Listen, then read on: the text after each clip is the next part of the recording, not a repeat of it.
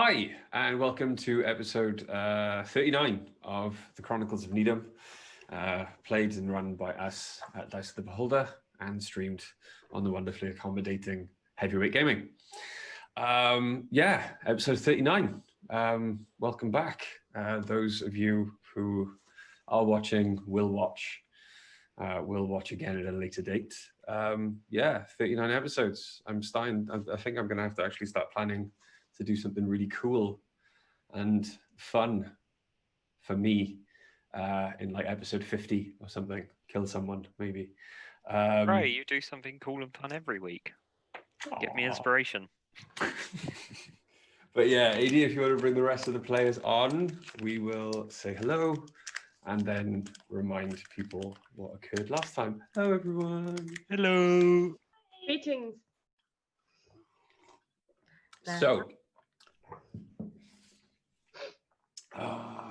So last time on the Chronicles of Nidum, you were taken by your guide from the drow city of Felda in the Underdark through the tunnels into, or at least to the edge of the garden, a secret magical place that you'd heard very little about up until now, but was where they were getting their main food sources from to feed the increasing amount of human refugees that were making their home in Felda. It was this food that was causing an issue because it was all coming back diseased, and you had been sent there to discover the source. Liana, taking great pleasure in leaving you at the doorway, smiled and sent you on your way, and you discovered what appeared to be an ancient, untouched paradise. Huge, like the inside of the earth. Strange gravity, meaning that up was down, depending on how far up the wall of the cabin you were. There were trees of all kinds, terrain of all kinds, and once Oriana blew a horn, you discovered there were dinosaurs of all kinds, things you'd only read about and never seen on the surface world. Didn't Ace blow the horn? Yeah, Ace blew the horn. Someone blew the horn. So, after making your way down into the valley towards the distant cultivated land that you could see as you entered the cavern, you happened upon some small aggressive dinosaurs, some Deinonychuses. Making short work of them, the blood on the air that was allowed to diffuse while one of your party skinned the Deinonychus or took their claws, caused a Tyrannosaurus Rex to turn up, which was a slightly more harrowing fight as Dice spent a few rounds in the Tyrannosaurus Rex's mouth. Eventually, after besting all of the dinosaurs and deciding it wasn't a good idea to take the teeth and maybe claws away from this one, and maybe resting was a good plan, you made your way to, you discovered a cave inside the nearby wood that was just big enough to allow you all in to rest. It was upon entering this cave that Ace, of all of you, noticed, as the rest of you were in dire need of a rest, it was Ace who noticed first then that there was a stone statue or figure off in the distance. Its hand had snapped off, holding an incredibly elaborate but alien-looking silver sword, held next to then a giant skull on the ground next to it, about the size of a barrel. No bones to speak of, no skeleton, just the skull. And it was at the point then that Dice decided to identify the sword, that there was a blinding flash of pain in her head, and she discovered where the sword had come from. It was a sword from the beyond, from the astral plane, forged as a weapon and gift to the Githyanki race. And that is where we left off. Just for Charlie's benefit, We don't know what the Githyanki race are. None of us. Just about to ask, do we know what they are? Well, because that's where we left off then, and none of the rest of them know. You can do either a nature or an arcana check. You're good at this. Go for it. Nature or arcana? So my arcanas. Mm-hmm. Oh, they're both the same anyway, so. 19. 19, okay. While studying back in Nidum through most of your childhood, a lot of the subjects held very little or no interest for you whatsoever. As we have discussed before, though, the one subject that did hold a great interest was all of the different races that existed over all of the different planes, not just because of your own extraplanar lineage, but some of those different races were quite attractive. Yeah. And dredging through your memory, you do remember the Githyanki, Githzerai, or the Gith as effectively extraplanar pirates. They live outside of the material plane. They were a slave race. You can't remember really who they were enslaved to. But they are an extraplanar race. Generally 6 foot tall or more, very strong, known for their different kind of magic to what you're used to. Their magic is neither divine nor arcane. It is psionic. Sweet. Do you relay this information to the group? Yeah. Okay. As you then relay that information to the group, that word dice from your unfortunate or painful attempt at identifying the sword, that word does then ring a bell. Yeah, because I did succeed in identifying it. It was just painful. You didn't actually succeed in the ritual because the ritual didn't need to happen. As soon as you touched it, it was like a warning bell went off in your mind and it caused you psychic damage. It was the sword warning you, you cannot hold me, or you cannot use me. Yes. And then it told you why. It's a +3 silver greatsword that can only be used by those with a psionic ability. Yes. Okay, so so Oriana has just explained what she knows of the Githyanki. They're like magical pirates. So, I don't really want to leave it here. I could put it in the bag. We could see if anyone else can hold it later. I can't. Yeah, we can always take it back to the nature mother, see if she knows anything about it. I'll touch it again to put it in the bag. Try wrapping something around it first. That's a really good idea. My hand's like Throw a little blanket over it.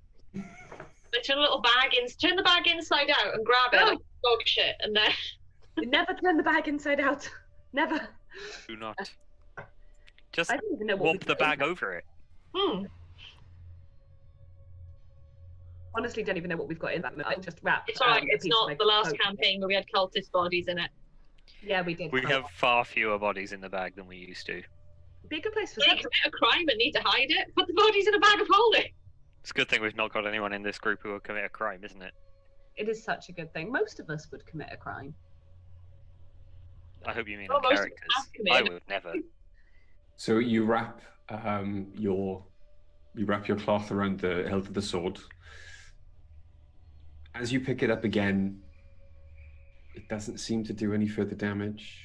It is not speaking to you. There is no probing into your mind, and it very easily then slides into the bag of holding. Okay. As it does slide into the bag of holding, you do notice that it does start to glow ever so slightly. Well, as it And goes then into the bag, and then it disappears out of sight. should I be worried that it glowed as it went into the safe? Probably not. Maybe it has like detect magic or something on it. I'm actually more thinking it might be because it's from another plane, so it could be something to do with it being an extra dimensional space. Maybe. As long as it doesn't burn a hole through it. That's kind of what I'm worried about. Well, keep your nose peeled for burning smells. Keep nose peeled for burning bag. Yeah, burning leather. It's got quite a distinct smell. Rich, at the end of the short rest that we actually took, but in this reality haven't yet taken, can I just pull the sword out using the cloth again, check for damage to the sword and check for damage to the bag? So 45 minutes. Okay.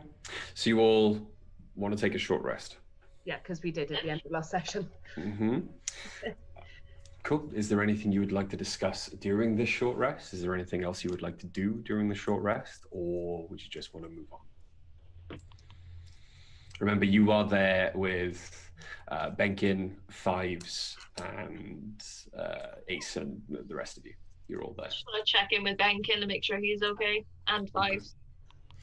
Benkin is resting against the wall of the cave next to Fives. Just with his eyes closed, and is just breathing very, very slowly. Not in exertion, he just seems to be meditating. At the end of my short rest, I'd like to go over and do some repairs to Fives, because Fives took some damage. So any damage that hasn't been repaired by their own healing ability. He is back up to full. He's back up to full. Fine. Let's say I just hit him a little bit then to make sure he's okay. Okay. Ariana? Yeah, I just wanted to go over and ask him if he was doing okay, if he needed anything. As you approach, then he does very slowly open his eyes, smile softly at you, and I've never seen a lizard that big that wasn't a dragon. I've never even seen a dragon. Pray you do not. The last dragons, with the catastrophe, were turned insane by rage, and again,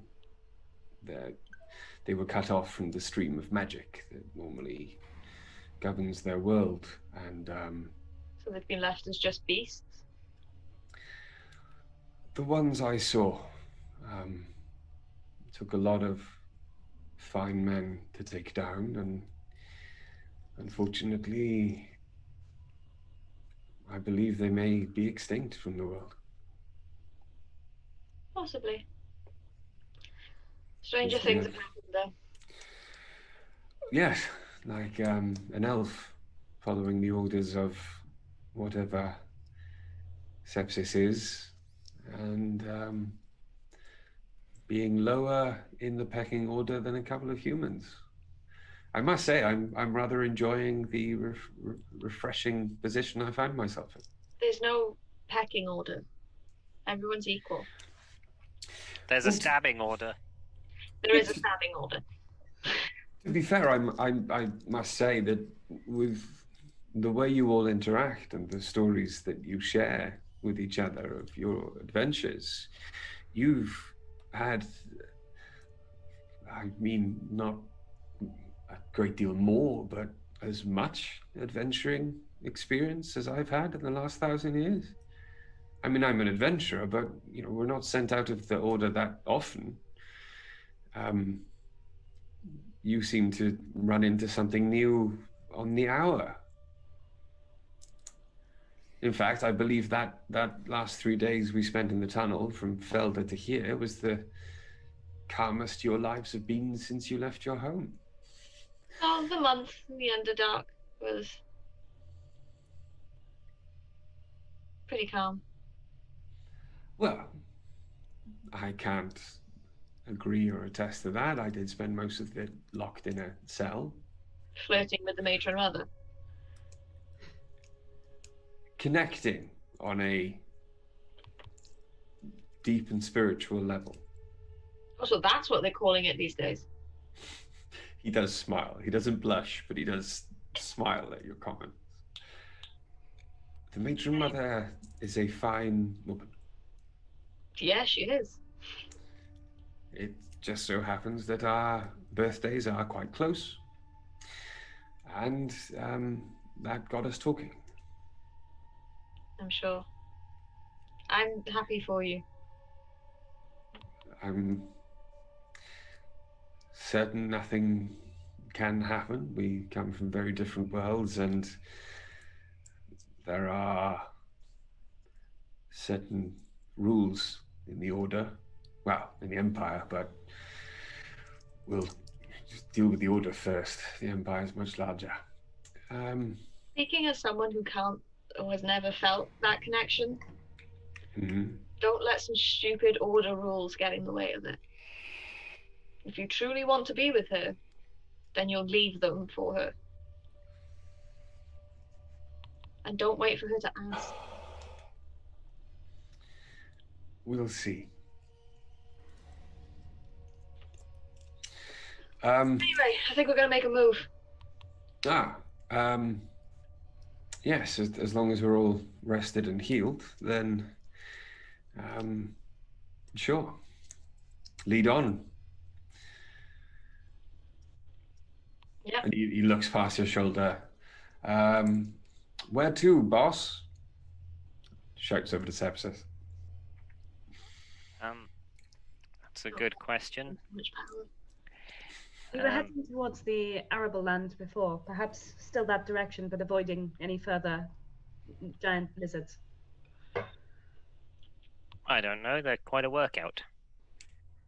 Yeah, it was great fun. I really enjoyed myself. It was very wet and moist.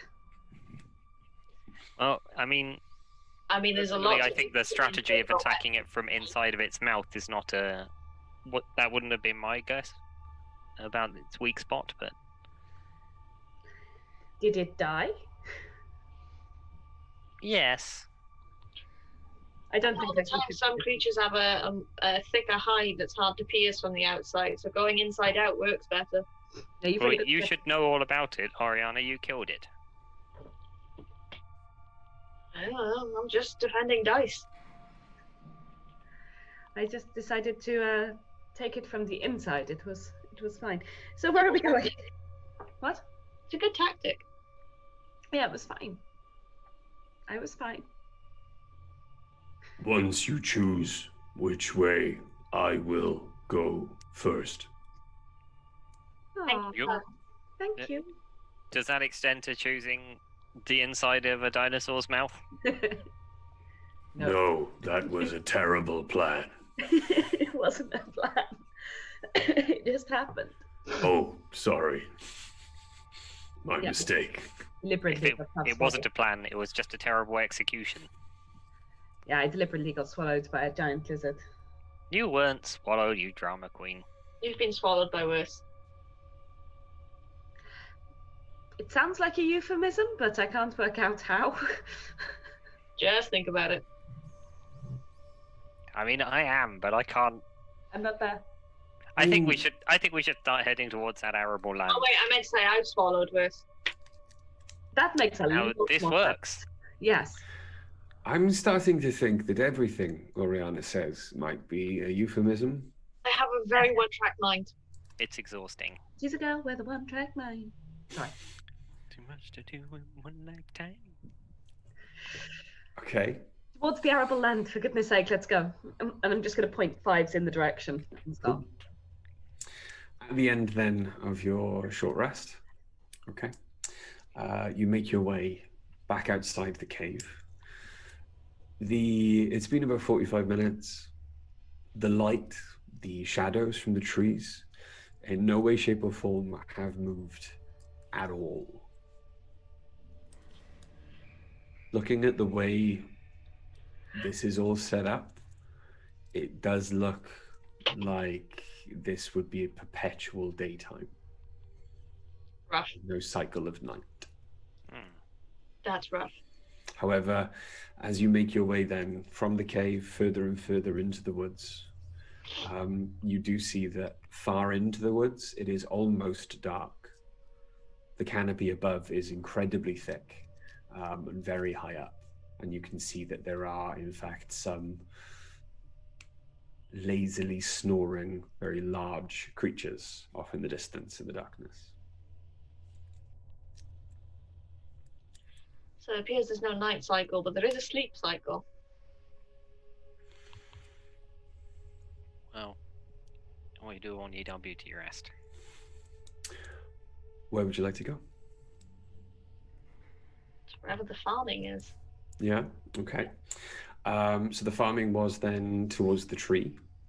The tree is the easiest point of reference for you because it's almost constant, as you can see it above the tree line. And as you make your way further and further through the woods, it does become slightly more difficult to traverse the path or to get over the land. It takes a lot longer, almost twice as long to get as far through the woods as it would across just a normal grassy field. After about an hour of trying to climb over huge roots, I'm going to need you to roll me a con saving throw. Everyone? Yeah. Sick. Are we close enough to Ace? Yeah. What does that give us advantage? No, we plus just 3. add 4. 3. Oh, 3, okay. 13.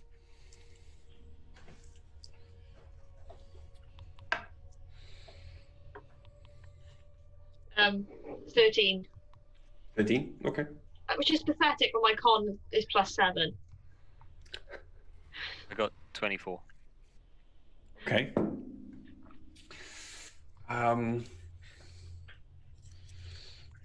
Sorry, small side note. Greg, Yes. is Sepsis bringing back their familiar at any point? Who says their familiar was gone? Definitely was. Yeah, I would have said they brought Worm back during the sort of downtime. All right. We'll just say that they're back and hasn't said anything then. Well, they don't say as have a much time. as they used to. No. Okay. So, I rolled 4 dice, and they did okay. And did anyone roll for Ace? Oh, I will. Go on. I think they're going to be okay. I rolled a 14 and Paladins. Yeah. No. Yeah, I don't know what you're thinking of as a target, but I'm going to guess they're going to be all right. Yeah, it's fine. It's your first one. The DC's 10. There's no problem. So you all succeed. It is very difficult terrain. Climbing up and over these roots. The roots themselves are maybe about 5 feet around as they rest on top of the ground before sinking below into the earth. The trunks of some of these trees getting larger and larger, maybe 10, 15, 25 feet across, until eventually it's almost as if you are walking through a deep, winding valley.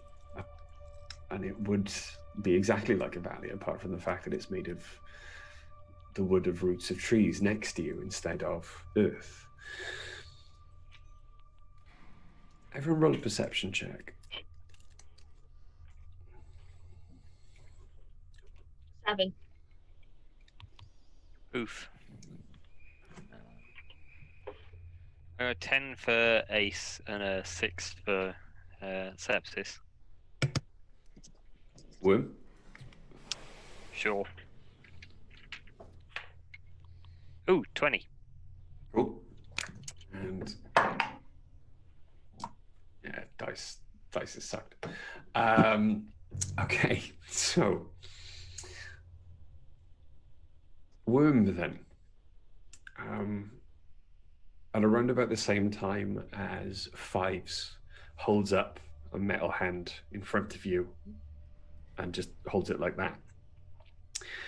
Benkin then pushes his hand out behind him and asks you all to slow down. Mouths it at you. And then you hear Worm's voice in your head, Sepsis. Boss.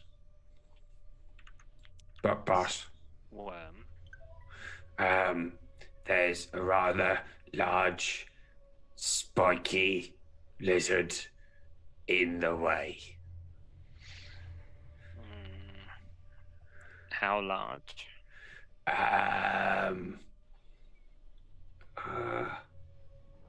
I've lived in smaller houses. How many No, never mind, I don't care. You're not my first boss. Okay. Does it look aggressive? It's asleep.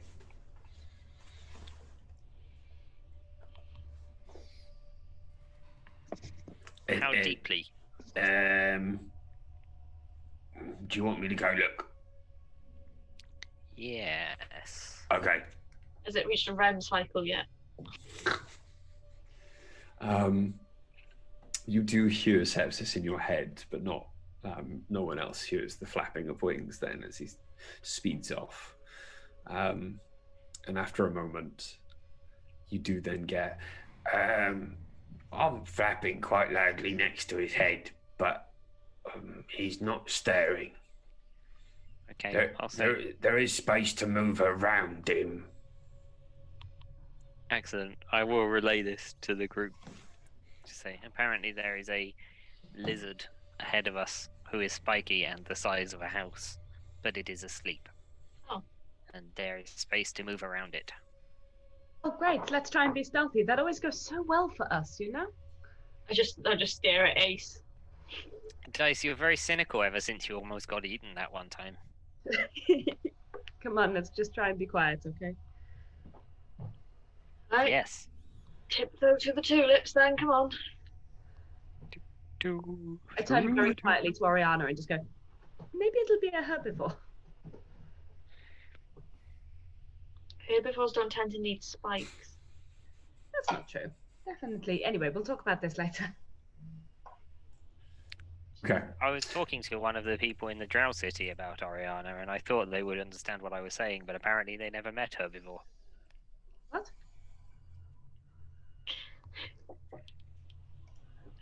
I'm so confused. I hate you. That's the only goal of telling a joke is to make people angry and sad. Yeah. So it's another few left and right turns walking through the valley. Would you like to do so quietly? Yes. Yes. I would Yeah, like I'd love to do it quietly. Whether we're going to is a completely Yeah. That sounds great. I would like everyone to roll a stealth check, then, please.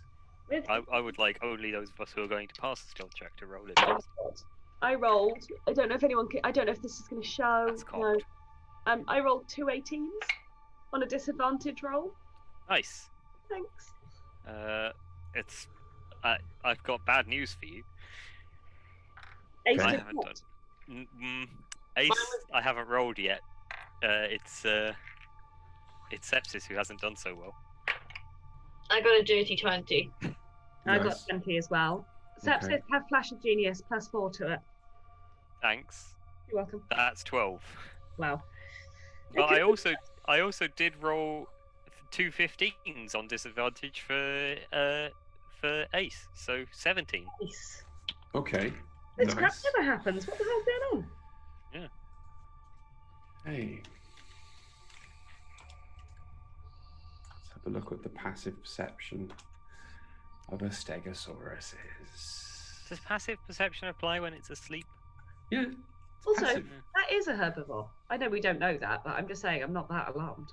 Yeah, it's a very Okay, terrible. enough is It going on for doesn't. us. Right, it doesn't have to be. You don't forget that you're in charge of this universe. If I know. It could be a very non-territorial, You know what? I'm not going like to friendly, or it could be a welcoming herbivore. It could be a herbivore who lets us ride on its back and takes us to where we're going very quickly without any kind of incident. I've been staring at my hair for a while, thinking it reminds me of someone, and it's sodding Narcissa from the Harry Potter films. Oh, yeah, 100%. Draco. As you walk up and down the valleys then, left and right. You do eventually make a right and stare down into a deeper valley, almost completely encompassed by, as they said, a huge dinosaur, around about the size of a house, laying on its side. This one has huge, what look like bone protrusions running up and down its spine. They are huge spikes. I use Stegosaurus as an example because it's actually in the Monsters Manual. Yeah. But this one has huge spikes, starting quite small just behind its head, running all the way up over its huge back, down to what looks like a rather nasty tail, almost like a smashing club. As you make your way past the dinosaur, there's about 5 feet of clearance on the side of the wooden valley, and the very dirty skin of the beast. The smell is horrendous. However, it's powerful. It's not horrendous. It's not a rotting smell, but it's alien. It's like nothing you've ever smelled before. Very musky. And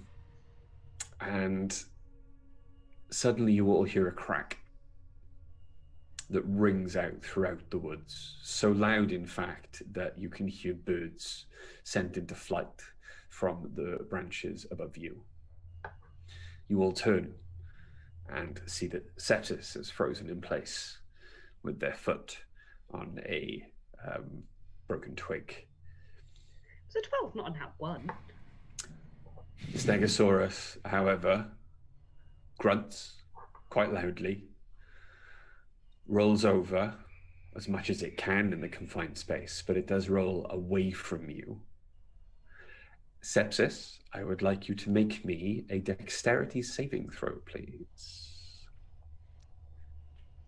I'm very dexterous. I put most of my points into the physical skills. They're the ones that I'm really... No, I knew that about you. It's actually dex saving throw, you say? That's going to be an 18. Okay.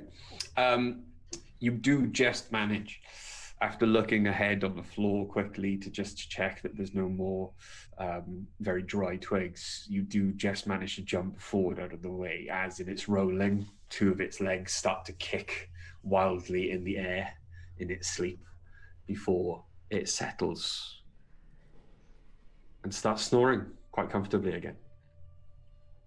Nice. Its passive perception was 10. Hey. Oh, aren't you glad for Flash of Genius now?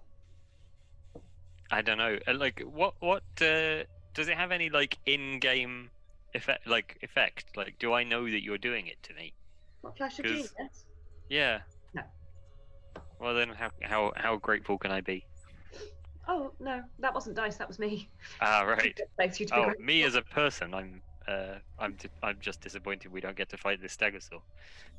I'm sorry, I'm watching your dog lick his own butt, and it's a thing. Yeah, he is doing that.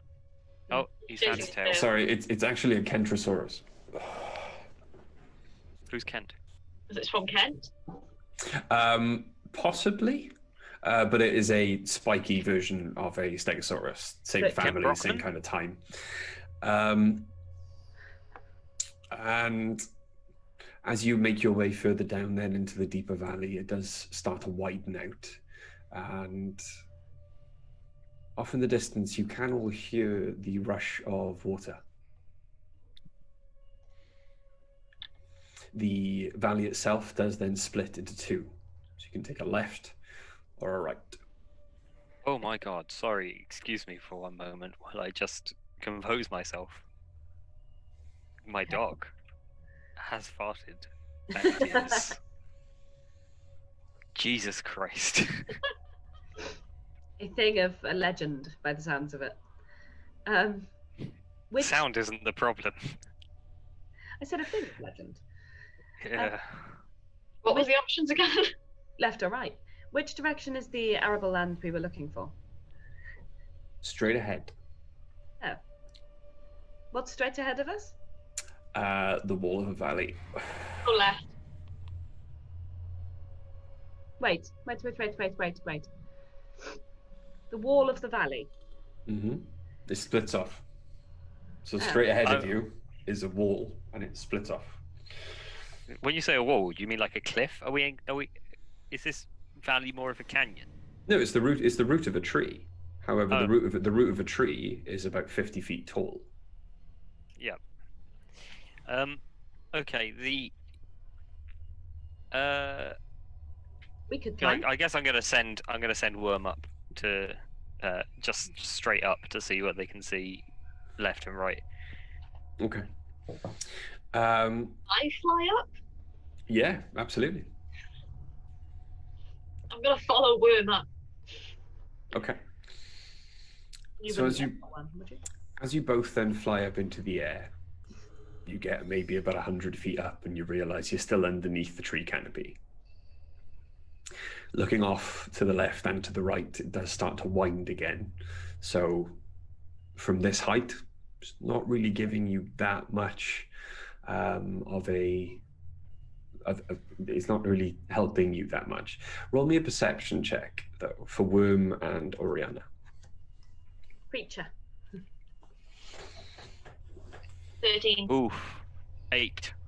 Okay. Worm, you hear his voice in your head. Sep says, sorry, boss. I've got a coin. If you wanna just flip it. Where do you get a fucking coin? Found it.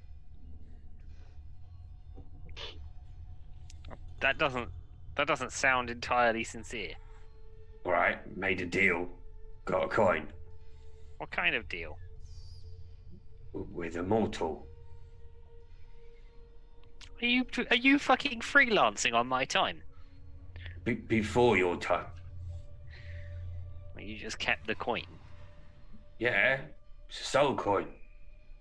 Currency if I ever get back to hell. Really big currency and everything. Like this could buy a lot. If you're so fabulously wealthy, what the fuck are you doing working for me? You will have to talk to your boss about that. No, I don't care enough. Good. Because I don't want to be punished by you for not being able to tell you if you ask me outright.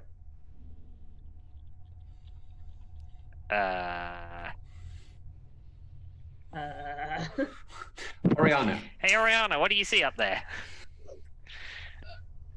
Again, your eyes are not helping that much. However, closing them in frustration, you do hear almost the silent, soft echo of your wings just reverberating from the left path. There seems to be nothing that way that you can tell. However, to the right, it does seem to be the direction that the rushing water is in. And you do remember before you entered this wood, when you were slightly higher up at the better vantage point, there was a lake that you were heading towards. I'll be back in 5 minutes. He's done it again. I'm going to take him outside and kill him. Okay. What are you gonna do? Gosh, that's my dog. I come back down and say, okay, so it's to the left. There doesn't seem to be anything, but I can hear rushing water to the right. Right then, I guess. Rock. No, I don't. Right. Okay. All right. So you take the right path. This starts to descend quite rapidly. As you get maybe a further 100 feet into the forest, the roots break below your feet. They don't break so you fall, the ground breaks. And it almost looks as if there are, if you didn't know any better, steps. And the descent becomes quite easy. And as you make your way down, it's not a steep decline, but as you make your way down, the sound of rushing water gets louder and louder. But there is a echo to it. And suddenly the ground below you levels out, and it is no longer earth, it is stone. The trees start to thin very quickly and get a lot smaller. And the light starts to stream through into the forest, much brighter. And before you turn eventually one last corner, and you find yourself on a shallow pebble beach, next to a very fast-running but quite thin river. However, the water is dark and it looks deep. You cannot see anything through it. But it runs straight across your path. And the echo you can hear as you get to the water's edge, you look left and you can see that the water very quickly drops, just disappears out of sight. And it drops, you're assuming, into a cave. There is a patch of darkness at the edge of the water, and the water just disappears. It's just disappearing into the stone. Just across the water, though, is another path that leads you directly, up into another canyon. And from what you can tell, because you've been turned around quite a bit, and the world tree is now almost invisible because of the walls of the canyon, from what you can tell, you are heading in the right direction. Okay.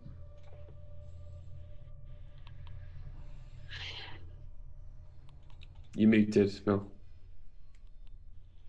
Said, then we will continue in that direction, I guess. Okay. So you're gonna cross the river? Sorry, we need to go across the river. Mm-hmm. That's really deep. And very fast moving. Oh, good. In heavy armor.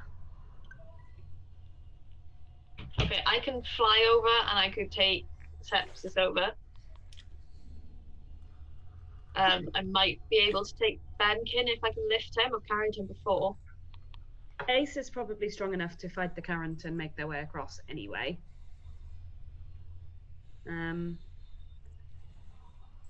Okay, I have an idea. And I'm going to take off my armor and put it into the bag of holding. Okay. That takes too long. Let me see if I can do one other thing. Hang on. Okay, I'm going to take Sepsis over first. Okay. What are you doing? Carrying you across a river that's flowing fast. Okay. I'm going to put you over. And then I'm going to go back to Benkin. Okay. I could probably get myself across. But it would use spell slots. You might Yeah, be able to do it. just save you spell slots. Okay. Hey, I have a crazy plan. Okay. Yes. Is it cunning? It is a cunning plan. Lord Is Blackheart. it as cunning as a fox that teaches cunning at Harvard University of Cunning? It is. Ori, if I give you the end, how wide's the river, Rich? The river is about 30 feet wide. Good. Okay, I've got 60 feet of rope, so that works nicely. I'm going to... Ori, can you take the end of this rope and just take it across to the other side of the river and tie it around the tree? Are you going to tightrope walk? No, I'm going to fly. And I'm going to make Ace fly too. Trust me. Okay, well, I might as well take Sepsis over with me while I'm taking this end of the rope over. Fine. So, strap up, Sepsis. No. If Dice has a cunning, it has a cunning and mad plan. I want. Over my shoulder. Hey, Sepsis, I can only do this 3 times, so you're going with Ori, I'm afraid, as is Benkin, but me, Fives, and Ace can do it a different way.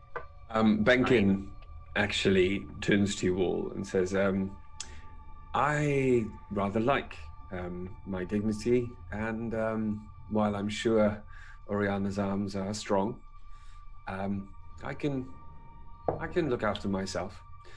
And he takes a couple of steps back. I caught you when you were falling, but all right. Takes a couple of steps back, runs towards the edge of the river, and suddenly moves so quickly as if to almost blink out of existence. But then, with a flash, like a silvery mist, appears on the other side of the river. Well, if that's how we're going to be, I like my dignity as well, and I cast Reduce upon myself and pick myself up with my own mage hand and carry myself across. Adorable. Sorry, what? You're gonna...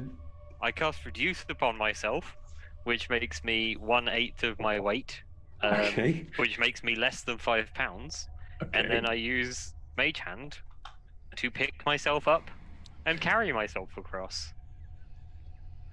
That's bad. Why is it undignified if I carry someone? I don't know. Also, both of them could have taken the end of this rope with them. It's too late now, this one. The rope might have put me over 5 pounds. I The watched rope Sepsis definitely float would across. have. I watched Sepsis float across on their own hand and go, are they sure that's more dignified? Because it looks... Yes, I am! Complete waste of energy. Yes, it's fine! I think this is the best way. I wouldn't have done it normally, I wouldn't have wasted the spell slot, but I have the spell slot because of the slightly illegitimate means I use to get sorcery points, so... Yeah. It's not illegitimate at all, it's actually completely mechanically sound. Good business. I fly across with the end of the rope. Once it's tied around the tree, I'm going to cast Levitate on myself. Okay, here's the only issue with your plan. Okay. The tree, the nearest tree to you, Yeah. is about 30 feet around. It's a 60-foot rope. How close is it to the edge of the water? It's about 20 feet back. Okay, Ori, I'll be weightless. Can you just pull me across the river? Or get Franken to do it. Get anyone to do it. Wait, if you can make yourself weightless, why don't I just carry you over? Because I won't technically be... I mean, you could push me across. That would be entertaining, but you'd have to do it 3 times, and... She needs her dignity, Oriana. Yes? Yes, Fives? Heavy. No, not when you're... I can... You're 500 pounds I can lift. You're not 500 pounds, Fives.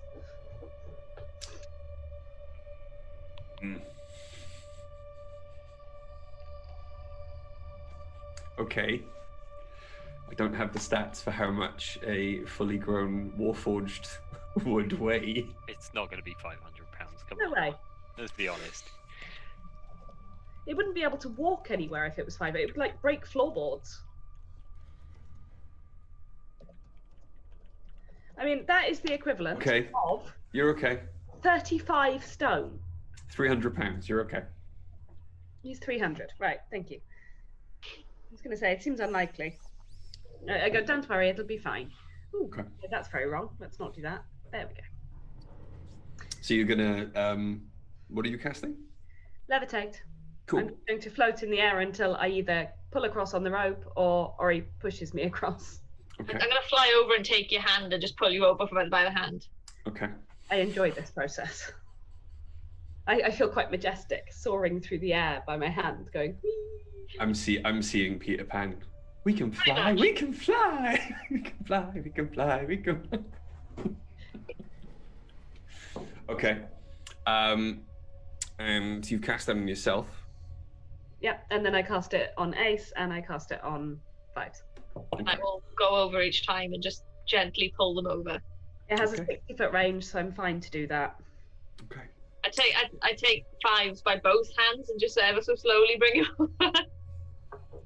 Ah, you've gone wrong this time, not me. Yeah, it'll get better. Okay. It's at this point then, once you're finally over, your wings soar from the exertion, that you... We're not heavy. Hmm? We're not... It's fine, carry on. Yeah, but Oriana has just, having flown 4 times Yeah, true. in their entire life up Gravy until this point, time. has just flown 60 feet. 1, 2, 3, 4 times in the last minute. So yeah, tired back muscles. However, you do the ache almost instantaneously disappears. In fact, you haven't felt this good and this energetic in a very long time. Same for, it's a slightly delayed, but sepsis.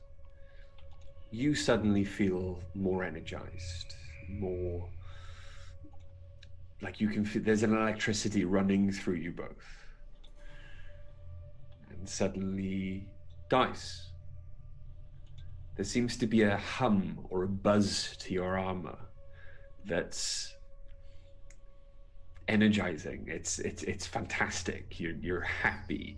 There's a feeling of elation that comes over the three of you that you can't quite describe, but you are very, very happy to be on this side of the river. It's great over here. And eventually the feeling does settle. The energy is still there, but the elation settles into a general kind of happiness. Do I notice that this is a bit weird? Yeah, probably. Okay. You all would. Does it affect ace, fives, or banker? Hey, does anyone feel super happy? I Yeah. feel very energetic all of a sudden. Okay, that's weird. Noted. Okay, carry on. I'm the same. Good. I do not quite know what you're talking about. That's years of oppression. That's not what I meant. I'm sorry.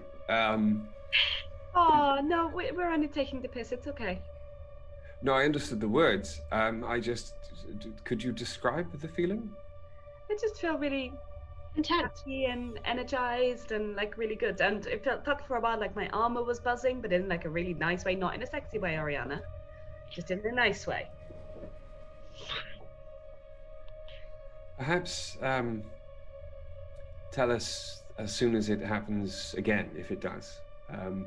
We can see if anything is changed, or it could just be that the closer we get to the center of this place, the more magic users among you are affected by its proximity, perhaps? But Ace uses magic too. I guess a different type of magic, though. It's divine magic, maybe, rather than. Hey, so you use magic. Ooh. Benkin. Mine is not the same, I don't think. I would Ooh, expect explain it's how. similar to sepsis's. Pardon? Is it not similar magic to the magic that sepsis uses? No, from what I have seen,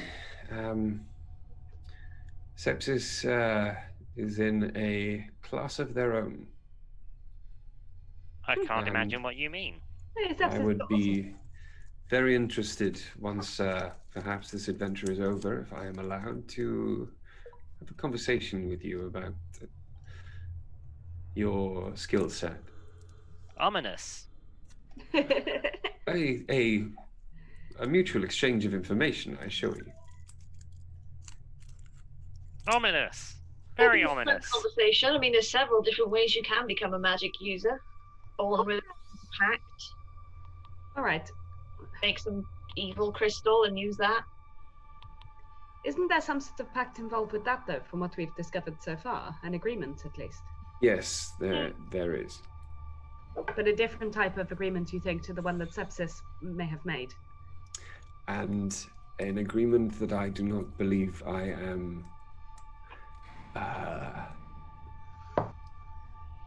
under the terms of anymore, shall we say. I don't know what you guys are talking about. I'm a sorcerer. Sepsis. No. And I'm pink. And that Not at the moment. My hair is green, and sometimes I magically grow a penis. I am a sorcerer. I mean, Oriana just smiled. Do you? Just saying, if that was true. that's perhaps some of the magic that you use is, do you know what? This is all very technical, and probably for a time where we're not being, put in danger by dinosaurs. Yeah. Oh, yeah. Because I mean, that would suggest you've broken a pact. Not necessarily. Surely you can have more than one school of magic. This is very technical. Yes, and one can replace another, or you can go back to what you were before. Apparently. Can you not have a symbiotic, two schools of magic at the same time? I'm sure. I only know a little of warlocks, but generally breaking a pact isn't a good idea. I think in this case, it was. Okay. Hey, it's your neck. Or our necks. Huh. Our necks, it's his immortal soul. Well, Yes. Shall we carry on and talk about this another time? Maybe when we're resting. or not here. Well, not here, because that would be really alarming. Of course, I am at your service. Fives, and Fives marches off ahead. I don't know if you've noticed how thick these trees are. They're huge. It must be red tree, red something. I'm sure I read about a big tree. Redwood. Redwood. Big tree. Is it a redwood or is it just a normal tree that's really big? Make a nature check. Okay. This is the most pointless nature check I've ever made. What sort of tree is? What was that? Really good one. 19. 20. Right. Okay. It's just Oriana and Dice staring at a tree going, is it a redwood? It could be an oak, is it? Well, you've spent a great deal of time now in this forest. At least a couple of hours traversing the valleys between the roots. And no one tree seems to be exactly the same. It doesn't look like any forest you're used to. You turn one corner, you come up against a gargantuan fir. You turn another corner, it's an ash, oak. There is a redwood, elm. There is, quite close to the river, a willow that is about 10 times the size of any willow tree you've ever seen. And you know from living in a village surrounded by a forest, that this is it's incredibly, it's not something you normally see in nature. This has almost been done purposefully. There does not look to be any purpose to it, but they all are thriving. Not one is competing for nutrients from another. They're all thriving. They all seem to be in exactly the same state of health. It's like Eden.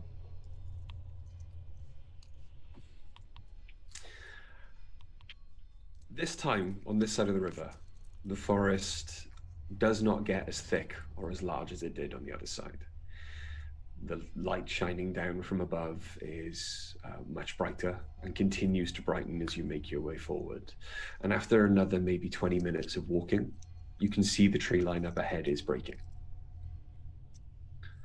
And as you step out into the light, even though it has been getting progressively brighter under the canopy, it does take a moment again for your eyes to adjust to what you were, to the now blazing mini sun you can see a couple of miles in the distance, hanging in the center of the cavern.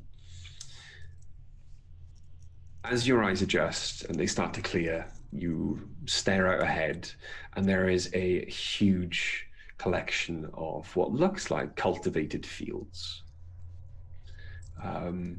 It's about 1/4 of a mile across, 1/4 of a mile ahead, and they seem to be there's about 4 cultivated fields. One, the furthest distance, looks like from this distance to have small creatures in it, moving around. The other 3 fields, one looks fully grown, another looks freshly tilled, and another looks like it's been covered in the waste of another. Right. Were we told who cultivates the fields? Yeah, the humans. It is just the humans, but the humans aren't able to enter at the moment. Well, most of the adult humans are ill. So it's the children. Do they look about child size, these figures? No. Make a perception check. Okay. So by this point, I've put Honey down on the ground so he can have a sniff round and a look round. That is going to be a fantastic roll. 11. 19. Well, to be fair, the third field is the furthest one away from you, or the one with the creatures in it. It's maybe a quarter mile, or just under a quarter mile away. Very small. This creature is very far. Dice, you can't really make head nor tail of what's in that field. I realise I'm still wearing my dark vision goggles and everything's just too bright. Oriana, they are large lizard-like creatures. They seem to have 3 very short, stubby horns that kind of protrude from their face, a bone-like frill, but they're just lazily eating grass in the field. There's about 10 of them. It's lizards. It's lizards again.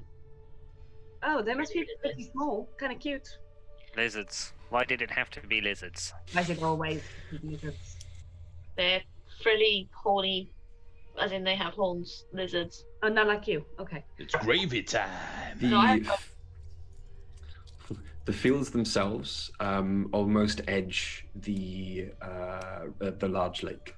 And as you look past the fields now, you can see the lake does stretch out as far as the eye can see. However, Oriana, you do notice that the lake, when you originally saw it, seemed to go up to the foot of the tree. Now, from this perspective, you can see that the lake goes past the tree. The tree itself seems to be rising out of an island in the center of the lake. Even from this distance now, your perspective was much skewed when you were looking at it when you left the tunnel earlier. The tree now looks gargantuan. You've seen smaller mountains, but it does seem to kind of stretch and warp the more you look at it. The lake itself, while originally it looked to be about a mile across, now looks like a small sea. That tree is huge. Bigger than most mountains. Hey, Sepsis. Yeah. Look at that. It's bigger than most mountains. Those things you don't believe in. You know we've seen mountains. I don't understand why you have to dredge that up. Because it was really funny. Benkin, have you seen anything like that before? It's huge. It's just huge. The effect on the eye reminds me of... Oriana's such a size queen. Why she likes orcs. Benkin continues, ignoring your comment. The effect on the eye reminds me of a badly done illusion, magic. I'm assuming, though, as we have already walked quite a distance, that none of this is an illusion, and that tree is actually there. So, perhaps the tree in itself is magical in nature? I would imagine so. You can't have something like that in nature. It would be insane. Unnatural. Unnatural. Yeah, it would be unnatural to find this in nature. Yes, but I also would have said the same of a 20-foot tall lizard with a head the size of a cart and tiny little pointless arms that seem to be there for no reason. Gotta say, the teeth were bigger. Dragons explain that. But a tree that size?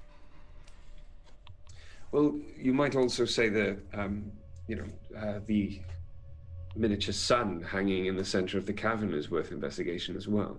Good point. I mean, I'm glad to. I'm just not sure anyone else can handle the heat. I'm not certain if it does incorporate some of the qualities of the sun that causes our surface world to grow. That I'm not certain you could handle it either, Oriana. No, but I could get closer. And plus my wings aren't made of wax. Yeah, but you still don't want to burn them off, I think. No, I've just started getting used to them. Is the sun really that hot anyway? Yes. Yes, Nexus. What makes you say that? I mean, you never studied. You never studied astronomy, did you? I think we covered this before. The sun is a great distance away, and on a hot summer's day, it burns the skin of most races. If you were to get closer to it, that effect would worsen. It sets fields It's on. not that far away, it's just up there. Ben, can you not go No, into that? look, it took us ages to convince them that mountains are real. It's just on the sky. The sky is not. The sky is a big dome with the sun on it during the day and then the moon at night. I refuse to get involved with this again, Sepsis. I can't. Very sheltered upbringing. Very sheltered. To be fair, Oriana, Zeus is real, correct? Yes. And so, presumably, Apollo is also real. Yes. And so, Apollo rides his chariot across the dome of the sky, towing the sun behind him. It's not a dome. It is a dome. Hey, look, should we go and have a look at this field over here and see if we can work out what's wrong with it? Because I can't. I just can't. Okay? Dungeons and Dragons, where you use the exact opposite logic you would use in real life to put down an argument. It's like, real life, let's use science to destroy religion. Dungeons and Dragons, no, I think you'll find that Apollo... Look, if there's an Apollo, then obviously the sun can't be that big because it gets towed behind a chariot. I think that's just... Hey, look at this field. I'm going to start making... Fives holds up his hand again. Oh. And points off in the distance towards the lake. I see a house. I see a little silhouette of a man. Scaramouche. Fives, being much taller than you, Oriana, is pointing over the heads of what look like corn towards the lake. But you can't see from your angle. And can I fly up to see if I can get a better view? Okay. You fly up, and even as you are 5 feet off the floor, you immediately then see the small, low, single-story brick building that Fives is talking about. Little brick hut. It looks to be quite, not shoddily, but hastily thrown together. But it stands in the small patch of land between the fields and the lake.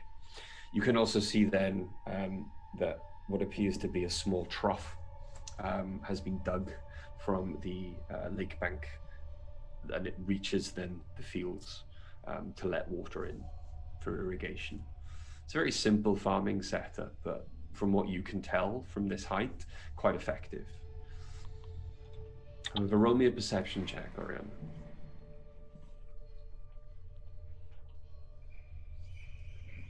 Seven. Okay. The In the field. hut. Yeah, everything looks exactly as I've described it.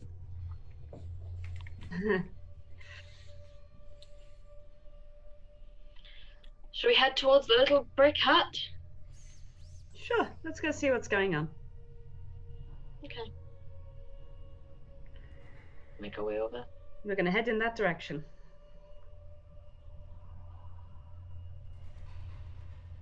Okay, as you get closer to the hut then,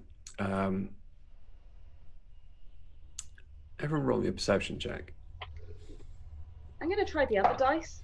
Oh, it's not better. If it 12. 10.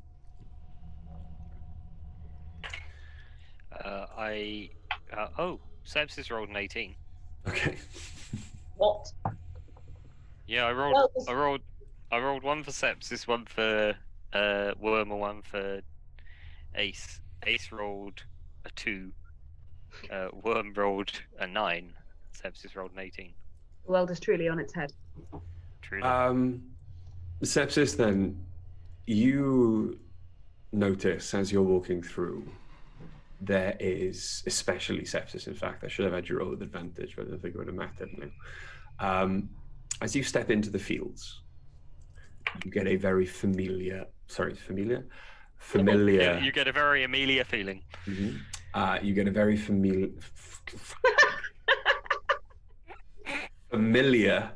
feeling creep up the back of your neck. There is definite necrotic energy here in these fields.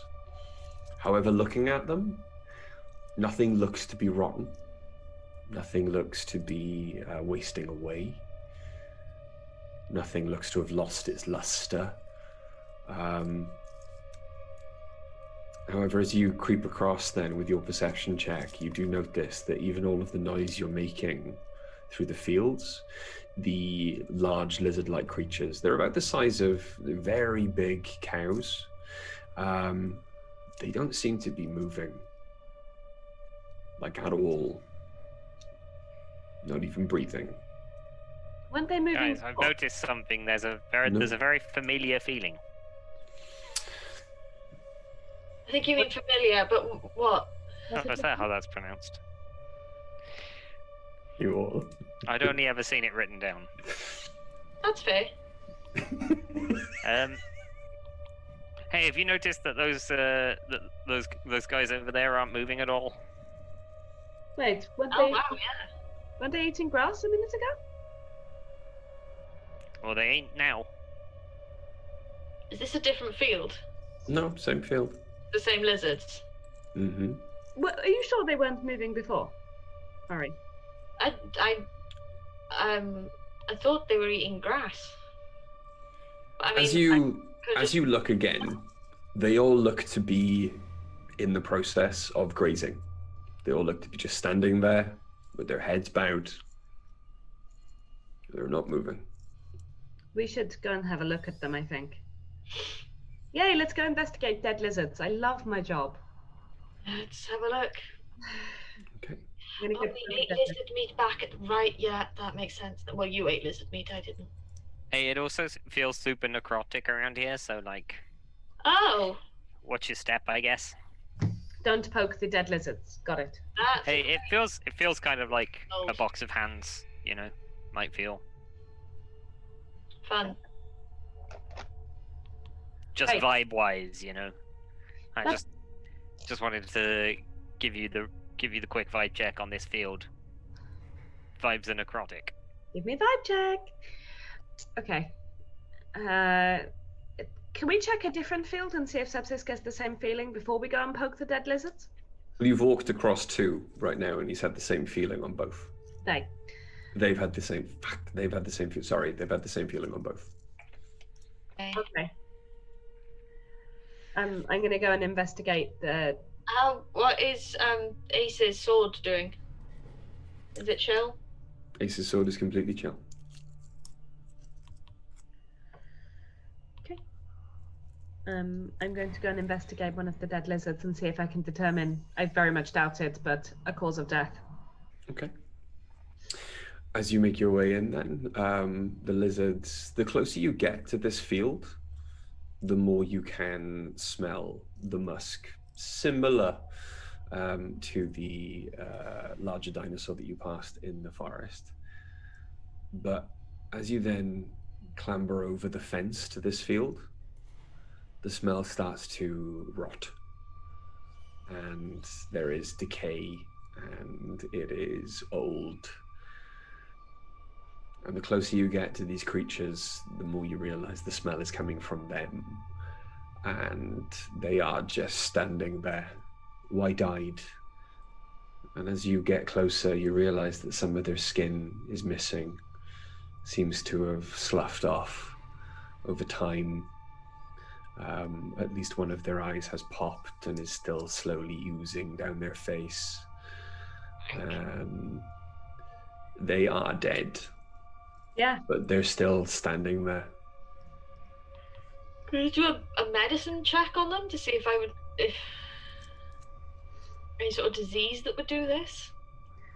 Do a medicine check. Also, sepsis. Is detect undead something Ace can do? Yeah. Why are you asking me? All right. Meg. Okay. I did 25. 25. Divine sense, yeah. So,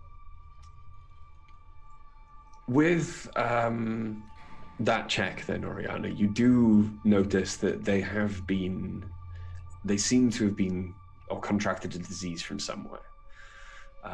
With that kind of check, in fact, you can see that the worst part of the infection seems to have spread from the stomach and is now, or has now spread out throughout the rest of their body. It has affected them differently.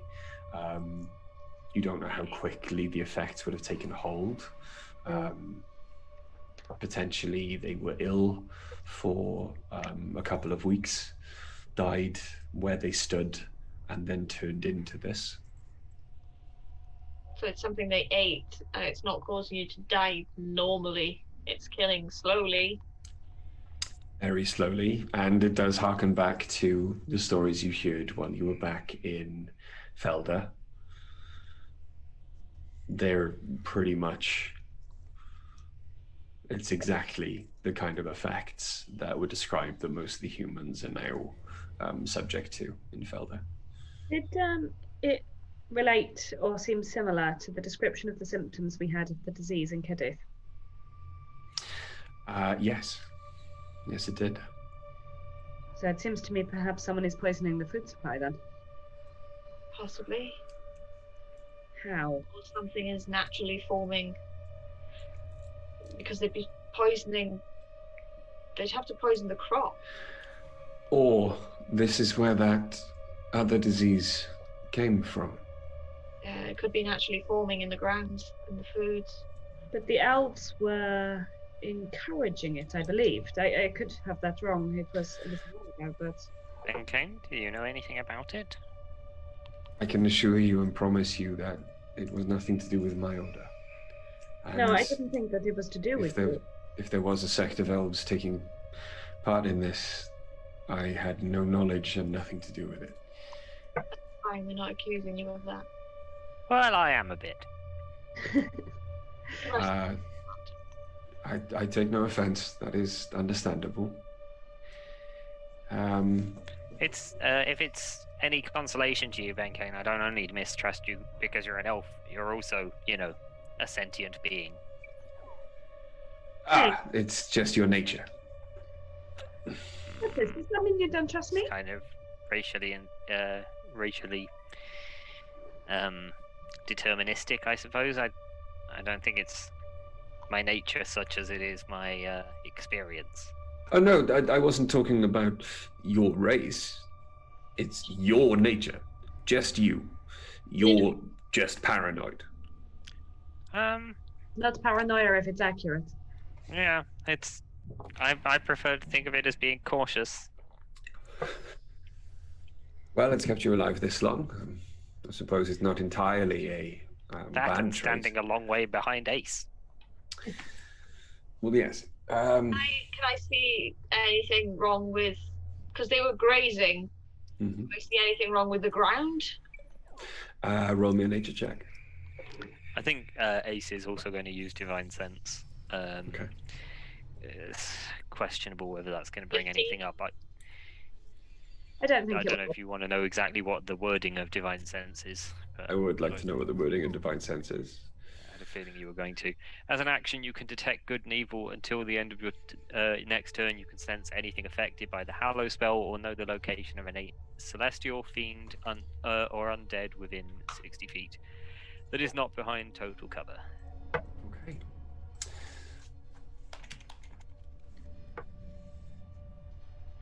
I need to very quickly look at the Hallow spell.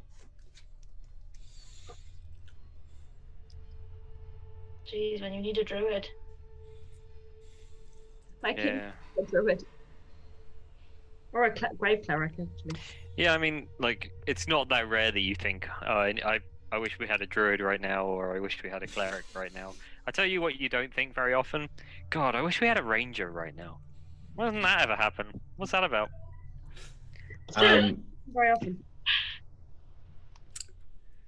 Shots fired. Okay. Rangers. At the same time, then, as you crouch down and start to study the earth, a flash of brilliant brightness appears in Ace's eyes. And you will find out why after our break. So yes, it has come up on 9 o'clock, which is normally the time, obviously, we take a break. We will be back in about 15 minutes.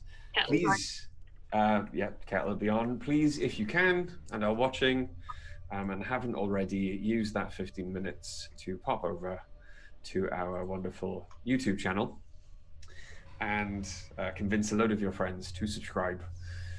Because it's sat on 63 email it to your grandma. for forever. Yeah, email it to anyone. Just subscribe. You don't have to watch if you don't want to. It's in the chat. Just click on that one.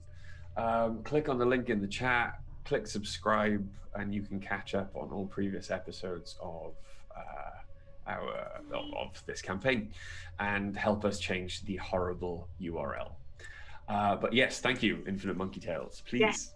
But yeah, we're going to go on break now. Tales. Woo. And we'll be back in about 15 minutes. Catch you in a bit. Good. Bye.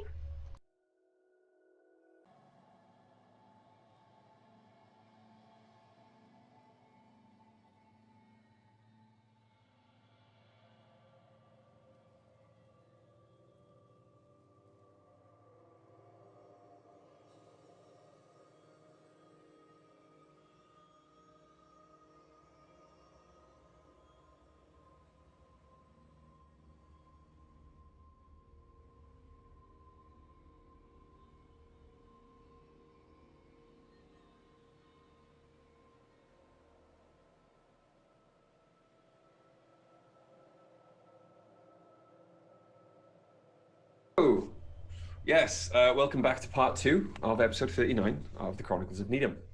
Where we left off, the party, after a short rest, obviously had made their way as stealthily as they could through the forest in this strange garden. After eventually breaking the forest edge, they found themselves at a pretty well-kept for fields. However, it is buzzing with necrotic energy, and it would appear that the 10 large triceratops that were eating in one of the fields are all zombies. Which is what you discovered, effectively. They are all undead, in Ace's eyes, having used Divine Sense. All of them are undead. The entire area, or at least 60 feet around what Ace can feel, is under the effects of the Hallow spell. But it is an unholy, almost, it feels like it's under the effects of the Hallow spell. The ground itself is unholy, and Ace kind of does shiver and take a step back as she feels like she's on unholy ground. Or they feel like they're on unholy ground. They tell us that? Yes, Ace relays the information to you that you are currently standing on unholy ground, and that the 10 triceratops all show up as undead. That's interesting. The energy is, she says though that they say that the energy is weird. It's not quite right. We need to, well, I think we've established that it's eating anything grown on this ground that's causing the issue then. Not just being stood on it. Mm-hmm. Yeah. Okay, so what do we do with that? If it's the ground itself that's afflicted, can we cleanse the ground? There's still the hut to look at, right? Is there something? We should probably check the hut out, but yeah, some sort of probably cleansing or whatever is causing the ground to be necrotic. I don't know how to do that, but let's have a look in the hut. How it's become necrotic. I don't know. Let's go look in the hut. That's what we need to find out. Yeah, let's go look in the hut. Also, what do we do about the undead little dinos? They do not seem to acknowledge your presence. Oriana has, during her medicine check, been studying and touching the creatures. They did not flinch. They did not even, or in any way, shape, or form, show they registered her presence. Hmm. They just stood there. They're undead, but only just. Or not yet.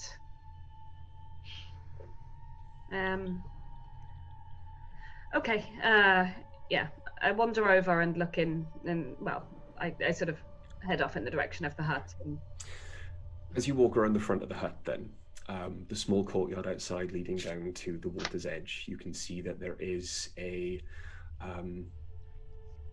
It's strange. It's what looks like a longboat. It's quite small, would fit maybe about 6 to 8 people.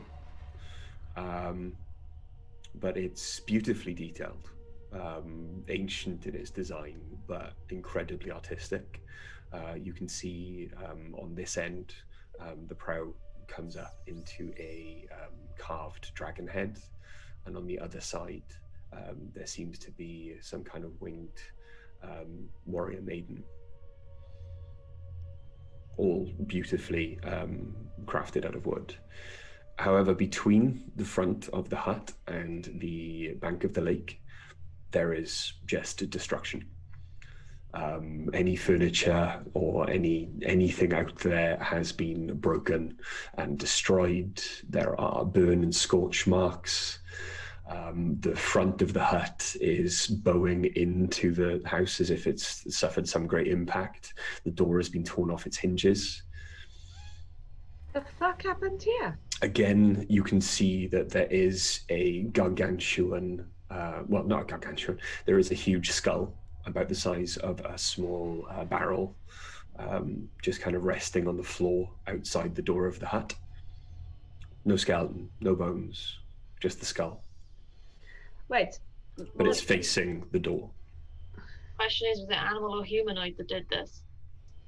Or the Githyanki, but it looks like they've been dead a while. Right. The skull we found before, was that a Githyanki skull? Because otherwise Githyanki are huge. Well, the sword was being held by the statue. Yes. And the statue was about 7 feet tall. Okay. But the sword broke off, or the arm broke off. The skull was on the floor next to it. Was it bigger than would have fit? Oh, yeah. Can I have a look at the skull? And plus the statue still had a head. Okay. Can I have a quick look at the skull and see if I can work out what creature it was? Hello, darling. Yeah. Make me a nature check. Okay. That's going to be 16. I mean, you've heard of one-eyed creatures this large before. You've read about tales about cyclopses. However, you would be under the impression that a cyclops is relatively humanoid in shape, which would mean that their skulls would, because you've seen human skulls before as well, their skulls would normally follow that kind of physicality. This does not. This skull appears cavernous. The brain inside would have been huge. And the eye socket itself would have meant the eye was about the size of your torso. That's insane. And it has no jaw. It's big. The jaw is missing, or it never had one? It's shaped like it should have one, but probably didn't. How big were the worms? Could it be a worm skull? Do the worms have 2 eyes or 1 eye? From what I know, purple worms, if that's what you're speaking of, Yes, yeah. do not have skulls. That's interesting. What do they have? No, let's not get into taxonomy. They're invertebrates. Yeah. They're just really big bugs. Okay. Can I have a look in the? You said the door's been ripped off. Can I have a look in the building? Mm-hmm. Okay. As you walk into the building, then there is another. Laurie with me. Yeah. There is another statue. This one, however, is pressed up against the wall, as if it's fallen against the wall and is holding itself up with one arm there, another arm outstretched, holding another sword pointed towards the door. The very different thing about this statue is that from toe to neck, it is the grey stone familiar from the cave.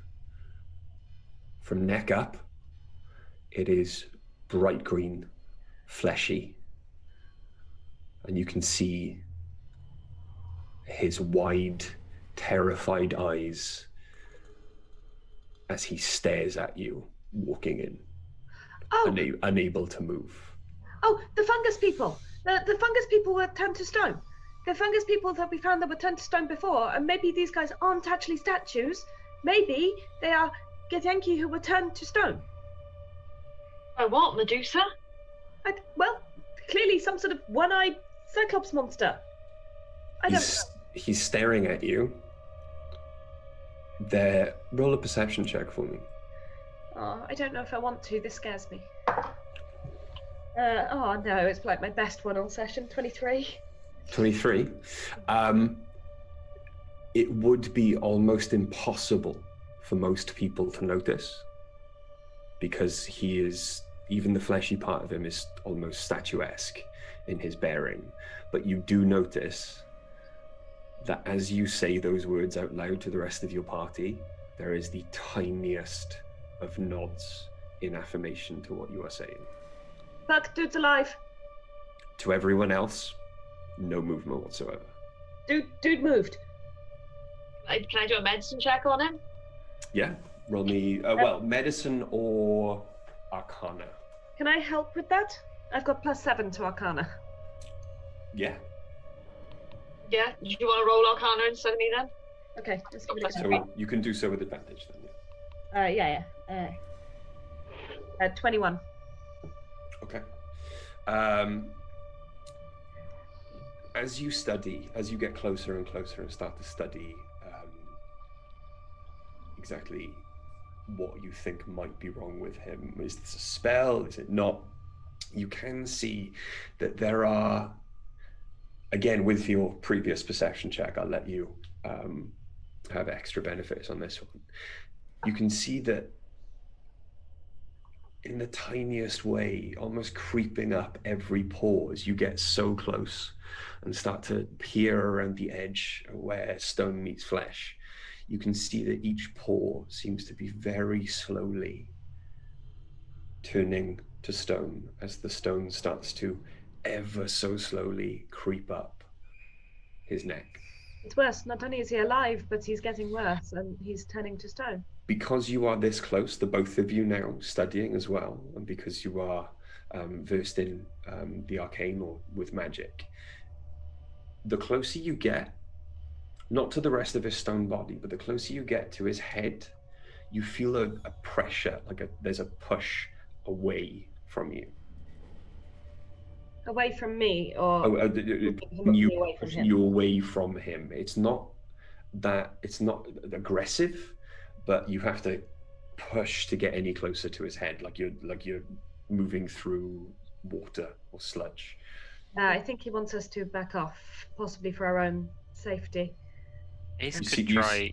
You see his eyes go back and forth. If this truly is a disease, Ace could try lay on hands.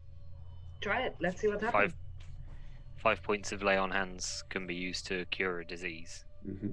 So I'm gonna start looking around the hut since he started darting his eyes around. So Ace will try approaching and use 5 points of lay on hands pool to see if there's a disease that can be cured here. Okay. a glow familiar to you all from Ace's hands does kind of touch the figure's arm. But unfortunately, the power kind of fizzles out. Ace does not lose any of their lay on hands pool. It just doesn't work. So not a disease then? Under Ace's hands, from the touch, all Ace can feel is solid stone. Like a curse? Could be. What we really need is a cleric. You know any?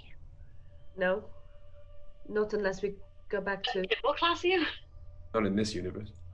I am not a cleric, unfortunately. Have you seen anything like this? Yes, he looks like he's being petrified. However, I've never seen petrification happen so slowly. Does anyone have any grey tar that we could lay at the restful station?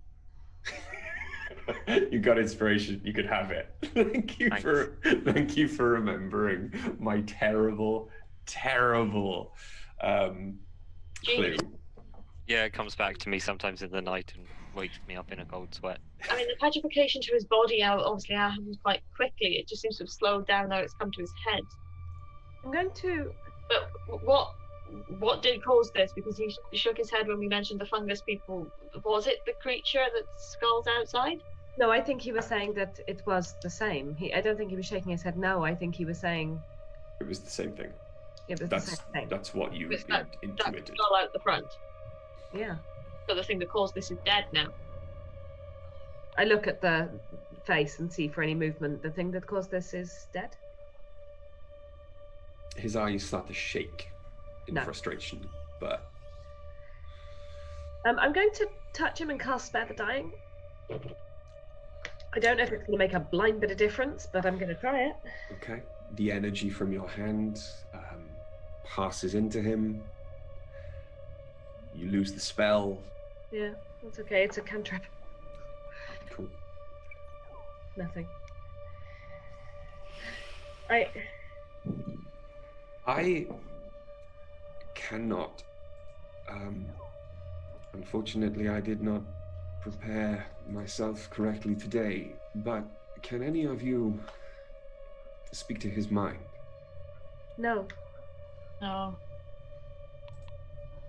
No. I really can't. I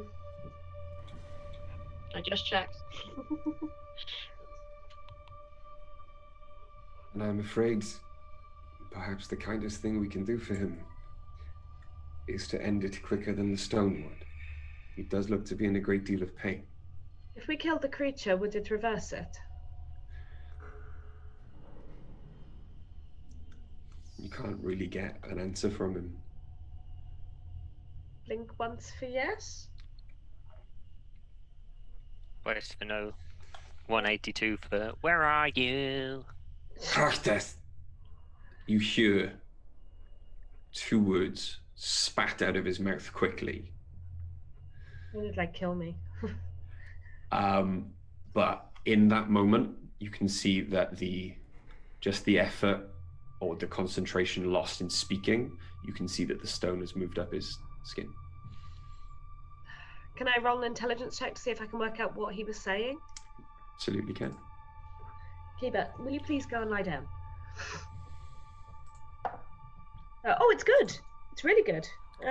Well, I mean, it's good for me. It is 19. Yeah, 19. 19, yeah? Yeah.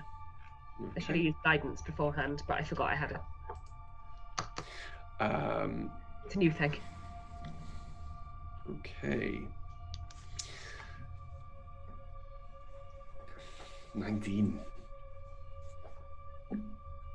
Unfortunately, even with your high intelligence and the great many languages that you have learned, or at least studied somewhat during your education, this tongue is completely alien to you. Did anyone catch what that meant? I don't want to waste. If he wants us to kill him, I'm okay with it, but I'd rather know, rather than taking someone's life without... I think kill him is probably the best we can do here. Boss. Boss. Yes. I can talk to him. How? Imp. You're not... What, does he speak imp? No, but he's shouting at me right now. What's he saying? That we're all idiots, and it's a terrible shame that he didn't conquer this plane a long time ago with his people. That's impolite. But he's dying. Yes. What? Sorry. Yeah, go ahead. I'm gonna use Toll the Dead. What? Just seems fitting. Okay. It's a cantrip. I mean, I was... During this conversation, you're just gonna... If I see Ori about to cast the spell, I am just gonna say, no, stop, wait. Okay. Let me know when. Okay. Or if. What's your passive perception, Sepsis? 9. Are you trying to hide the fact that you're doing the spell, Ariana? No. And yeah, you notice. I'm not sure what it takes for me, because it's... No, you would notice. It's playable, to be fair, so yeah. Yeah, you'd notice. Ask him what's doing this, Worm. Suddenly you notice Oriana start to cast a spell. Yeah, no, I've already said okay. Don't to stop. All right. Okay. All right.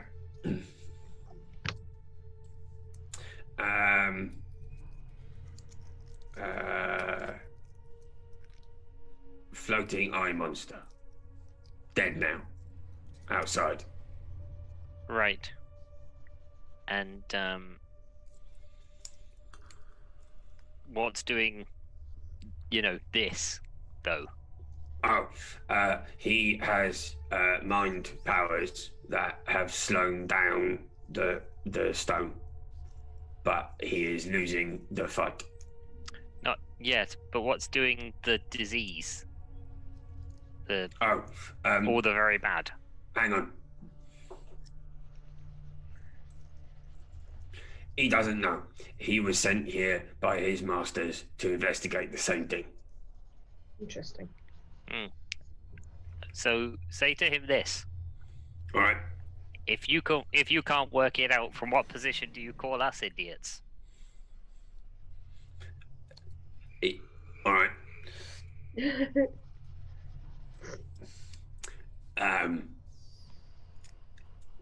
I think he says in the equivalent of your tongue, touche. Yeah. Does he want us to kill him? Now he wants you to cure him. Okay. Imagine we can't. Hang on. He's asking if you have any potions that can return his skin to flesh or anything. Why see Sepsis talking, or how long is Sepsis? No, Sepsis. It's well, yeah. While this conversation is going on in Sepsis's head, then what are the rest of you doing? All right. If I've noticed that Sepsis is just standing still like a lemon for an extended period of time, I think I'd go. Sepsis, can he still? Could he? Yes. Creature can communicate with him. If he turns fully to stone, can it be reversed later, or is it actually a death sentence? If you can communicate with him, which I have to assume is what you were doing before you even told us. No, So long. Yes. I know what race he is, and I know about his race. So would I necessarily want him to survive?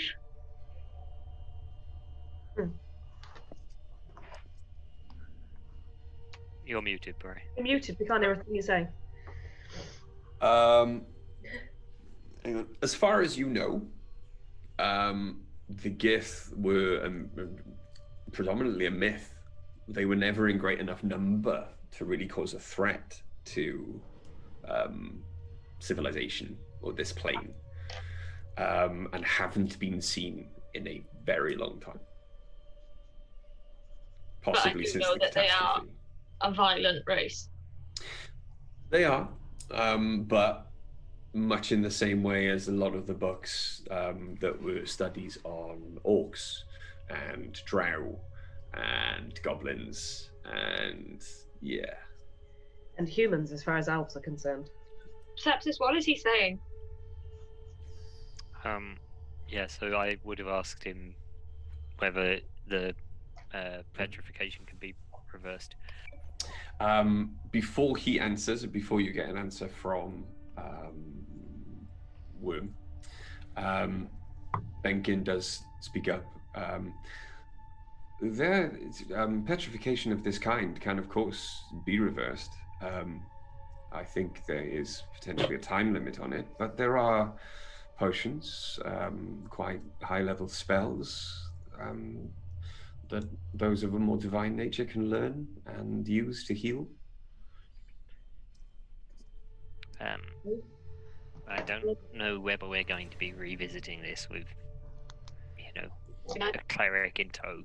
We could send someone back from the drow, but it's going to take over a week at least. And The drow also might not be inclined. I'm going to ask him who sent him to investigate the disease. Okay, hang on.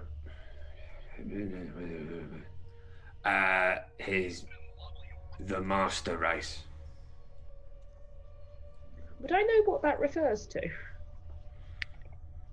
Wait a minute, Who's hang on. that? Kra Vilihi.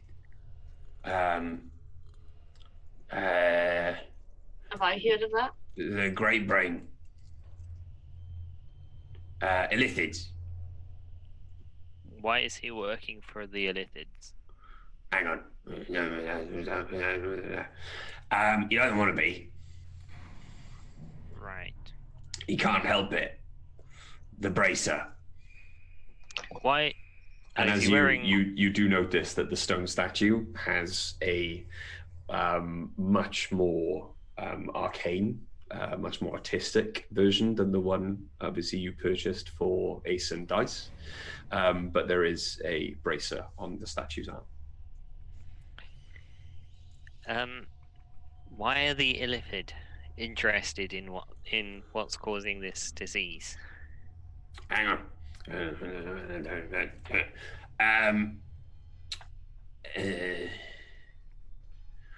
Because I'm trying to work out what you right. They farm here too. Not this farm, but a distant farm. And that's also affected.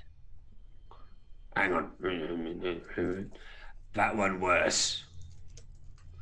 This garden seems, hang on, neutral.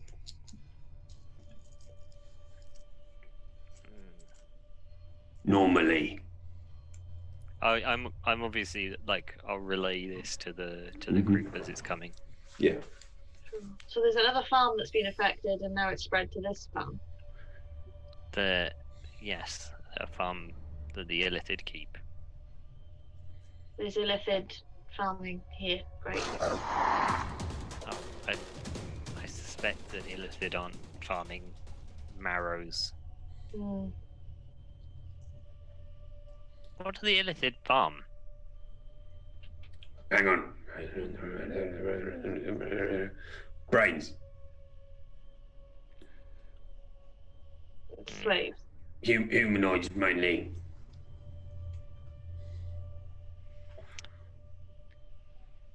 Millie, you're muted now. What is wrong with us today? Could that be causing the damage that's spreading? I mean, if they're farming dead things. Did they find anything out? He's quite weak. He's been here like a month. Well, Did they find anything out? What's causing it? Hang on. Right. Illithid farming, not a thing. The reason there's a farm here is because they have to feed their slaves. Otherwise, they die quicker than, obviously, too soon for the brains to get big enough. Yeah. gross. They're basically breeding humanoids to feed off them once they're fully Yes. grown. But Yes. the farm to feed the humans. Yes. And the humans And the Gith. So whatever they were farming to feed their slaves, they started killing their slaves. Yes. And Not did them, he find out something anything else. about what was causing it? He think the lake. The lake. Mm-hmm. Can you tell him we can't cure this? Not in time. Not unless he can hold it off for another 3 weeks minimum? minimum. Maybe no, 3 weeks maximum. Probably we can probably get someone back here. Well, I mean, that presumes that we find a solution to this problem quickly. Well, it does, but Yeah. All right.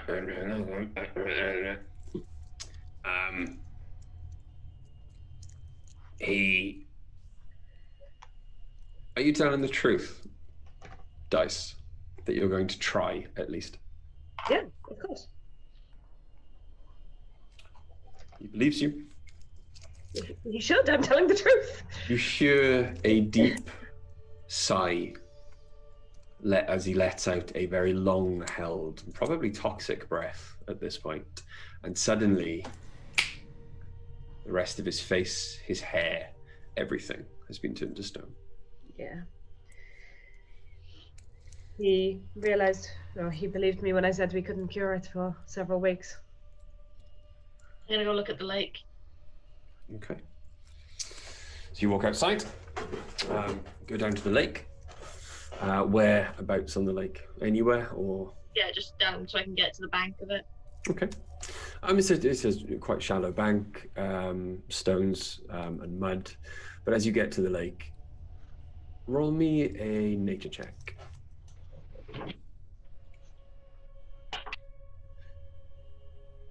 21. 21. Okay. There seems to be, and it's not covering the entirety of the lake, but there seems to be a kind of oily film that seems to be spread out across the lake like a web, like tendrils of oily film just move, almost as if they have purpose. And they don't seem to wash up onto shore as the lake gently laps from the wind. They all seem to be heading for the trough that is letting water in for irrigation.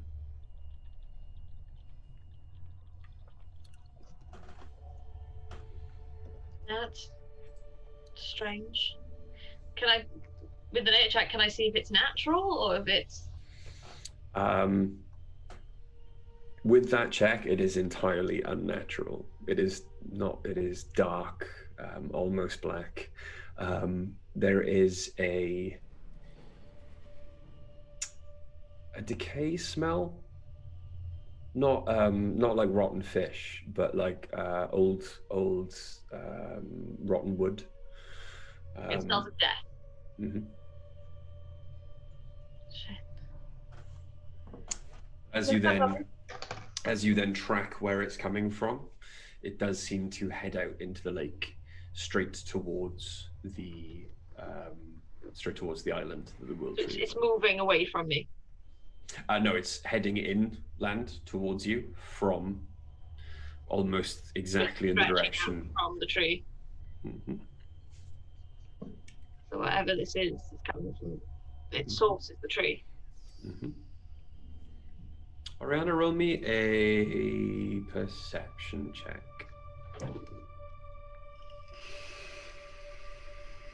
Ooh, that is a nat 20 for 21. Nice. Hmm. Okay. Then You are not surprised at all when fleshy figures start to break the surface of the water. Oh, And as their heads come up, and you can see bloated, slimy, and very heavily decayed humanoids, possibly once human, or a similar race, but now shambling out of the water towards you. I would like everyone to roll for initiative. And give me a moment, AD, before you swap it over to the battle map. Oh, good. My initiative is true to form, absolutely shockingly crap. Well, Ace's is decent. Mine's okay. We'd really like yours to be very high right now, Ori. Yeah, alright. I've never talked someone to death before. That was novel. No, we haven't. Nope. It's a new skill on our part, I think. It's like being really high speech in Fallout. Yeah. I was talking about Fallout the other day. I watched a video about that the other day. Apparently, the reason that speech is so totally fucking overpowered is that they rolled 3 different attributes in the original system they were going to use. There were 3 different attributes that make up what speech is now. So you basically put a high score in one of them, and you get 3 high score attributes for one. Somehow that makes more sense. The DM's just run into the room behind me and out again. Uh-oh. He's gone wrong. Maybe he's just following Kiba. He's having some zoomies. Ah, Speaking of zoomies, my problematic pooch has finally decided to fall asleep. good, good. Have you scared the DM? What, by talking people to death? Yeah, probably. Oh, I need to blow my nose again, so I'm going to mute myself so nobody has to listen to it. Aren't you lucky? It's very considerate.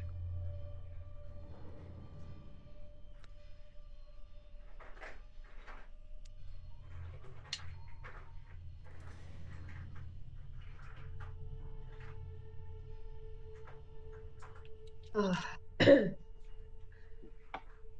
Oh dear.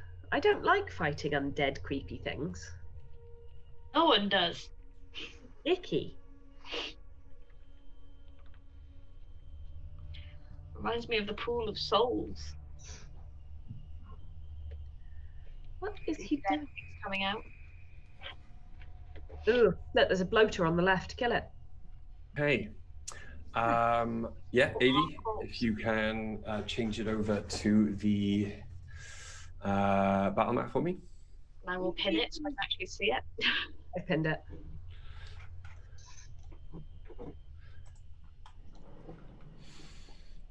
Necromancy dance party. Okay. Would that be a slow dance? It's Thriller. I liked Fallout 4. Yeah, well, I still love you anyway. Hi. Hi. I got a tongue in my ear. Is that why Bryce so rapidly run into the room? Yeah, he came to lick me. Does it all the time. It's really inappropriate. Okay, so initiatives. Oh no, I don't want to talk about that. Oh Okay. yeah, I suppose you would want my initiative. At 50. 15 for Ariana. Yeah. Sepsis. 11. Ace. 19. Excellent. Dice. 5. 5. Okay. You still get to go before 5s. Oh wow. And okay. Yeah, there we go. And awesome. Okay, so top of the round then. Ace at the back then, still by the stone house. What's Ace gonna do? So what are we seeing exactly? Well, I'm assuming Oriana shouted. So Bullshit, it would have been, oh gross, oh gross, gross, gross, gross. just from the house then, as you turn to look at where Oriana's gone, you can see 4 large, bloated, in varying states of decay, for want of a better word, zombies start to walk out of the water towards her. Okay, and they are adopting a sort of unpleasant and aggressive stance. Oh yeah. Well then, in that case, Ace will run towards them, as close to Ori as they can get.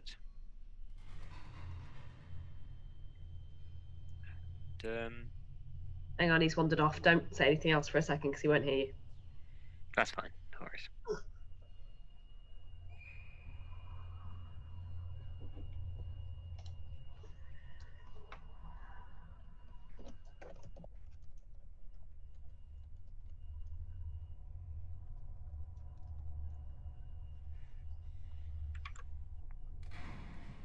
Oh, you're back.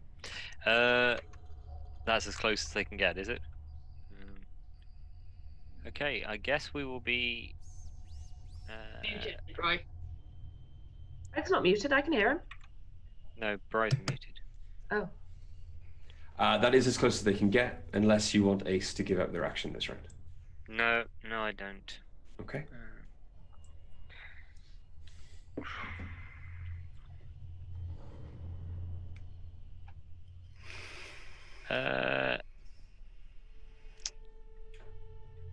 They will...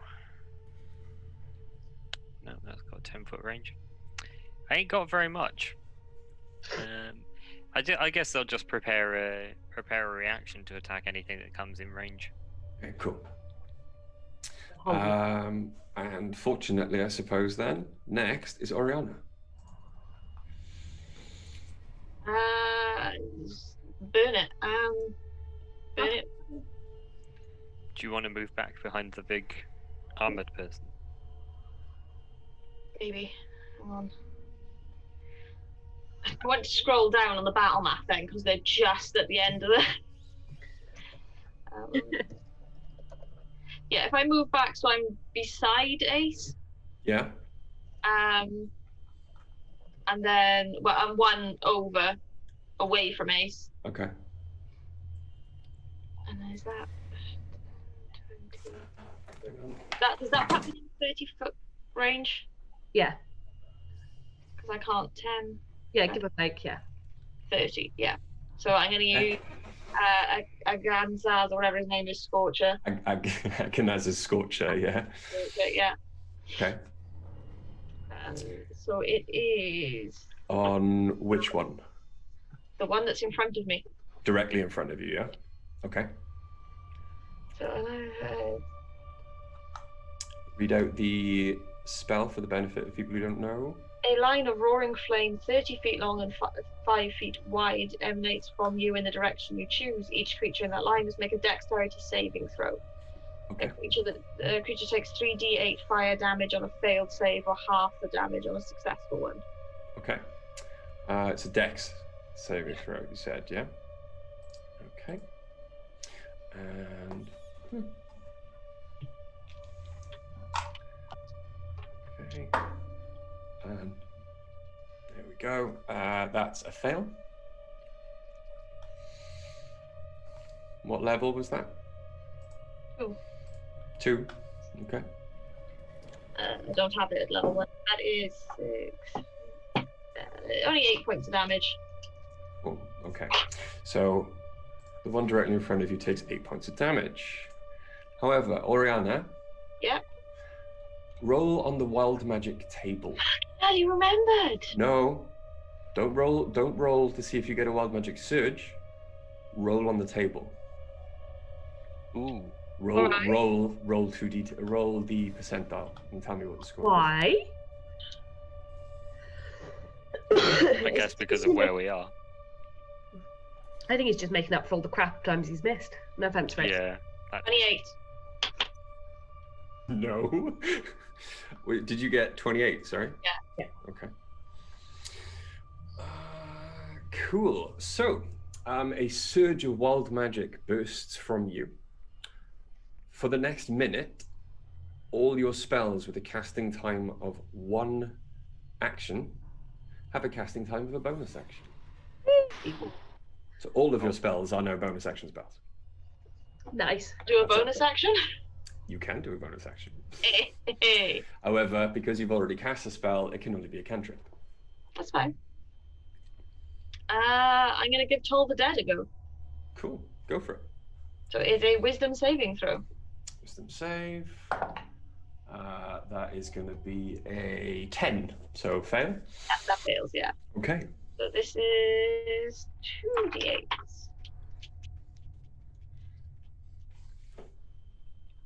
11 points of damage.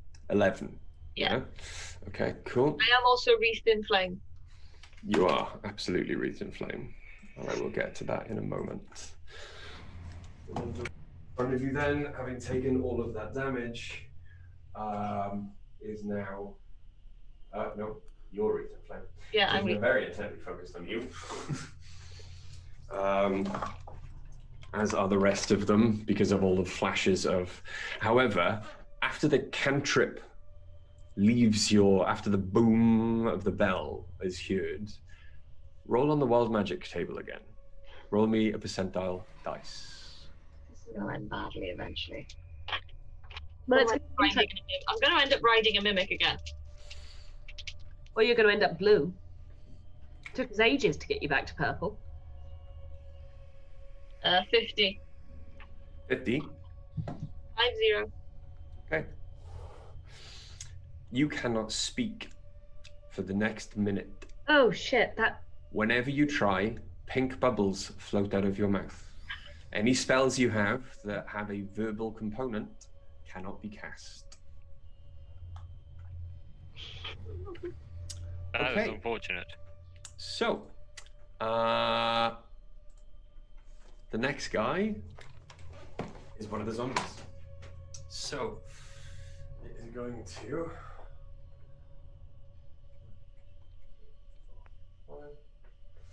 You should have flown up at the end of your turn. And he's going to attempt to strike you. That's going to make... There we go. 2 claw attacks.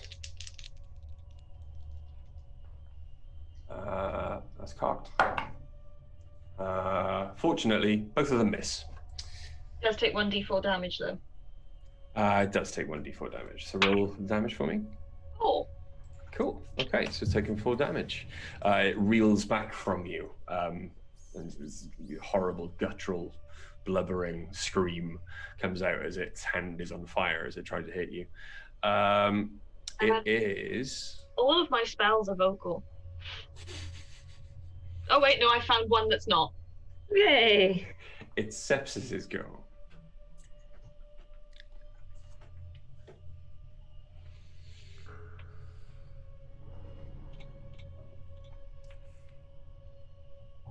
Greg, if you're talking, I think you're muted. Sorry, I was yelling at the dog again. Okay. Sepsis will cast Hypnotic Pattern. Ooh. Read out Hypnotic Pattern for everyone's benefit, please. Hypnotic Pattern. You create a twisting pattern of colours that weaves through the air inside a 30-foot cube within range. The pattern appears for a moment and vanishes. Each creature in the area who sees the pattern must make a wisdom saving throw on a failed save. The creature becomes charmed for the duration. While charmed by this spell, the creature is incapacitated and has a speed of 0. The spell ends for an affected creature if it takes any damage or if someone else uses an action to shake it out of its stupor. So I'm obviously trying to get as many of these creatures as I can in the cube. Okay. So it's a 30-foot cube. Yep. So 6 squares.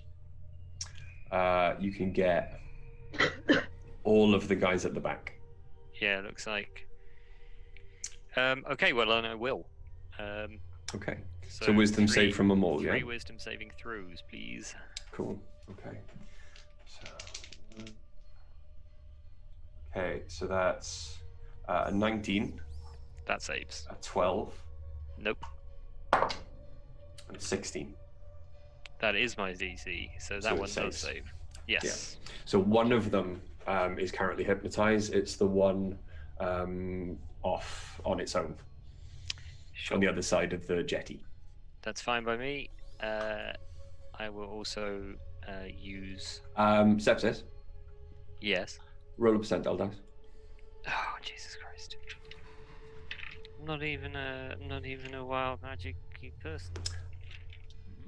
Now you get to know how I feel. Oh, that's interesting. 54. 54. Yes. Okay. You are immune to being intoxicated by alcohol for the next. Aren't you immune to that anyway, what with being immune to poison? I mean, I'm immune to poison. Yeah. Yeah, you basically can never be intoxicated anyway. Let's say that anyway, 11, 12, 14. For the next 16 days, the slight intoxicating effects of alcohol that you could experience without any detrimental effect to you whatsoever are now you're immune. Cool. So that would have more of an effect on Oriana. Ori would be Yeah. gutted. Okay. Okay. What was your That is second? What was your second thing you were going to do? I was going to use 2 sorcery points Okay. to do an Eldritch Blast as a bonus action Cool. at the one who is currently in combat With Oriana. Okay, go for Yes, it. please. Roll for attack, please. Is it I 2 will. bolts for you at the moment? 2 bolts. Yes. Okay, I rolled a 15 A 15. and a 21. Okay. And both of those hit. Roll for damage. Both hit.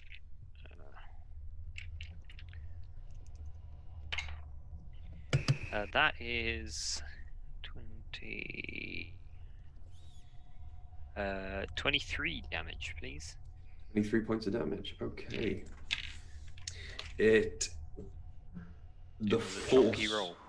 force of the Eldritch Blast striking it seemed to almost rip parts of its flesh off. It's left with a skeletal leg and arm as the soft flesh just kind of falls off with the force of the hits. It is looking fucked up. However, it is still standing. He's still standing. And it begins to just kind of rage at Oriana. It is now the zombie's turn, or one of them. Oh, and I will also, if I may, just yell like, "Hey, Sorry. don't." Roll a percentile dice for me. Oh, sure. Can I also, like, while it's still my turn, can I also just say, "Hey, don't attack that one that looks all dazed"? at the back? Yes, you can. Richard, I regret to inform you that I've rolled a 99 with a flake. Cool. You regain all of your expended sorcery points.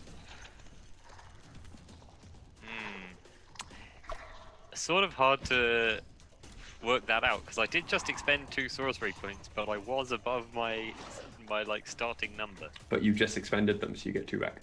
Sweet, There you go. lovely. And you want to shout that out, that's fine. The first zombie. Which one are we not about to attack? Oriana struck. There's one of them that's like dazed. It'll be the one that doesn't move now. Okay. Oh, for f- And attempts to again strike Oriana. Okay, that is going to be a 13 to hit. It hits. It hits, okay. And that can also then be a 17 to hit. Yeah, that hits. Okay. So you take 4, 7. You take 10 points of slashing damage from their claws as they rake across you. Okay, they take 4 points of fire damage. 4 points of fire damage. Okay. Just a quick question. Yeah. The spell pump thing, if it says like V/S/M, does that mean it can use any of those, or it uses all three of those? No, Uses all of them. Right. I can't use Hellish Rebuke. Oh, you won't be able to use many spells at all. No, I can use Thunderclap. Almost. That's it. Okay. Clap them cheeks. Yeah. clap it, clap it, clap it. God, you've been twerking to death again. All she can do is drop it low. That's it. That's all she has. Death by twerking and death by boredom today. That is a spectacular. Throw it back. That one rushes forward, stumbles in front of Ace, and drops to the floor. However, as they drop to the floor, you start to see their chest cavity start heaving. Oh no. But as it heaves, all of the skin on their back starts to inflate like it's a balloon. And I would like, as it explodes, covering you in ichor and sending a foul-smelling, noxious cloud of gas out, I would like Ace and Oriana to roll me a Constitution saving throw. Oh, you get +3 on that, Oriana.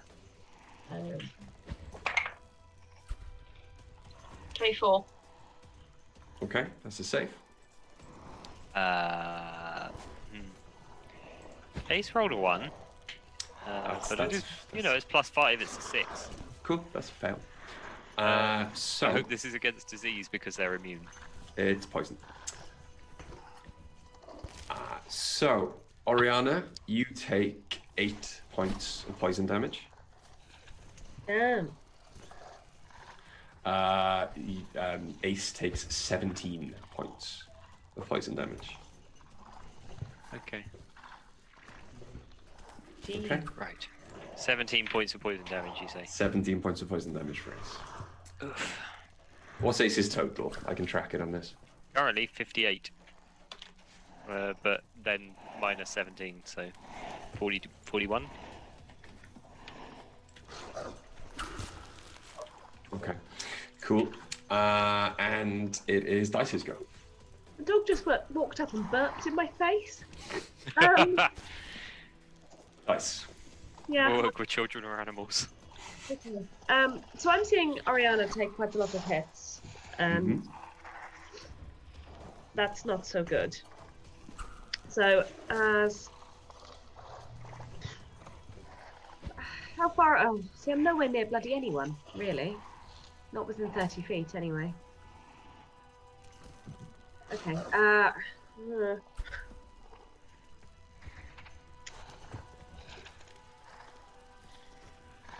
Okay, in a bid to protect Oriana until they can get clear a little bit, because they keep taking hits.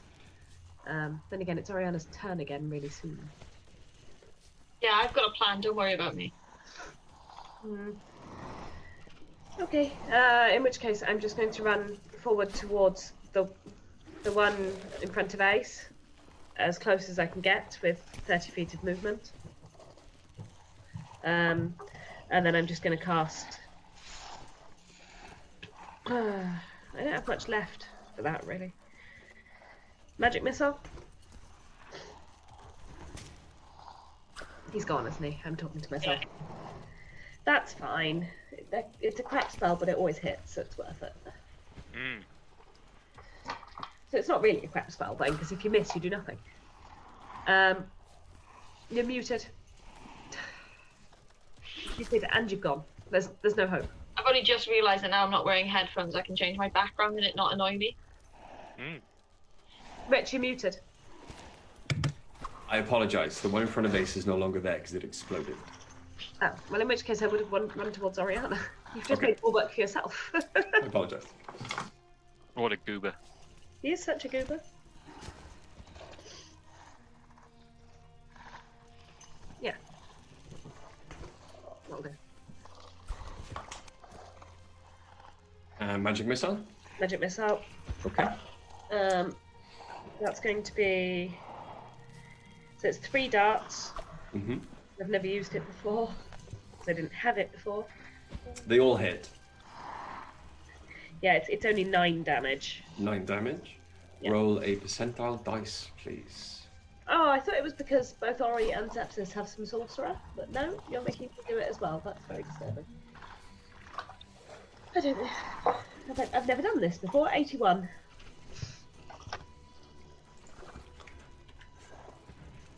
$81. Yes. Okay. Don't tell me, Blue. I don't want it. I do want a little robot. Give me a little robot. You feel a surge of magical energy fill you.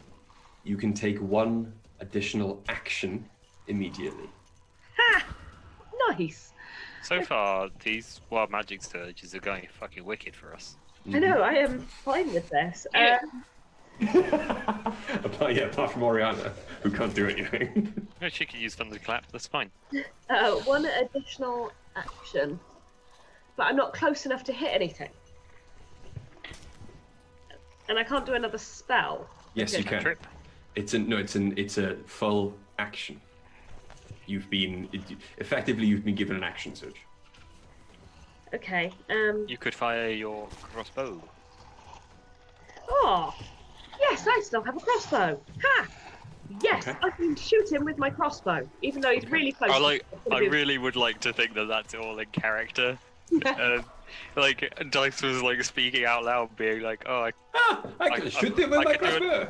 I've got time to do another thing, but I don't have anything to do." And Steps is just like, Crossbow. Crossbow. Yes. Good job, Sepsis. "Holy shit, I have a crossbow." Right, I Like still the, have 2 attacks per action as well, so I'm going to try and hit it with my crossbow twice, but I assume it's going to be disadvantaged because of how close it is. Although, It is over 5 feet away. yeah, but it's a heavy crossbow. No? It's over 5 feet away. It's fine. Yeah, fine. That, Nice. for Two me, shots. that's like that moment in Aladdin where the guard is chasing the monkey and he's like, "Oh no, he's got a sword! Oh god, so You idiot! We've all got swords!" The first one's 14 Okay. to hit. Hits. Yeah. Oh, good. The second one was 15.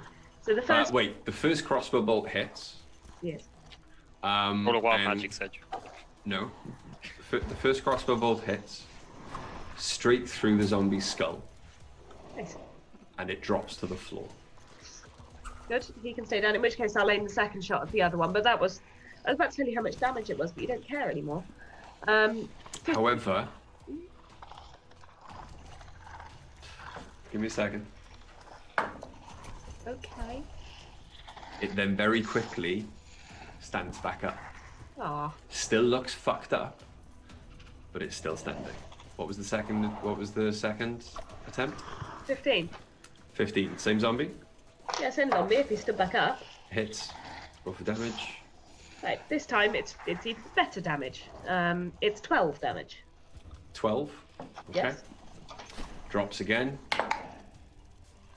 And plus 5. Staggers back to his feet. Okay, I'm fine with it. As That was closer, but the zombie is still standing, now with 2 crossbow bolts in its head. fine and weird. As a bonus action, or as my normal bonus action, I'm going to activate my defensive field. Okay. Cool. Next in line is Fives, who will, of course, take his gun from his shoulder. And slip the dog out. And missed. And is going to spend his action reloading. Okay. And the final zombie is hypnotized. Final zombie is hypnotized and can't do anything. Does he get a save? Nope. Cool. So the final zombie is hypnotized and does not do anything. It's a 3rd level spell that I have to waste my concentration on to keep one zombie away from us. No, he doesn't get a fucking save. Benkin then is going to rush forward.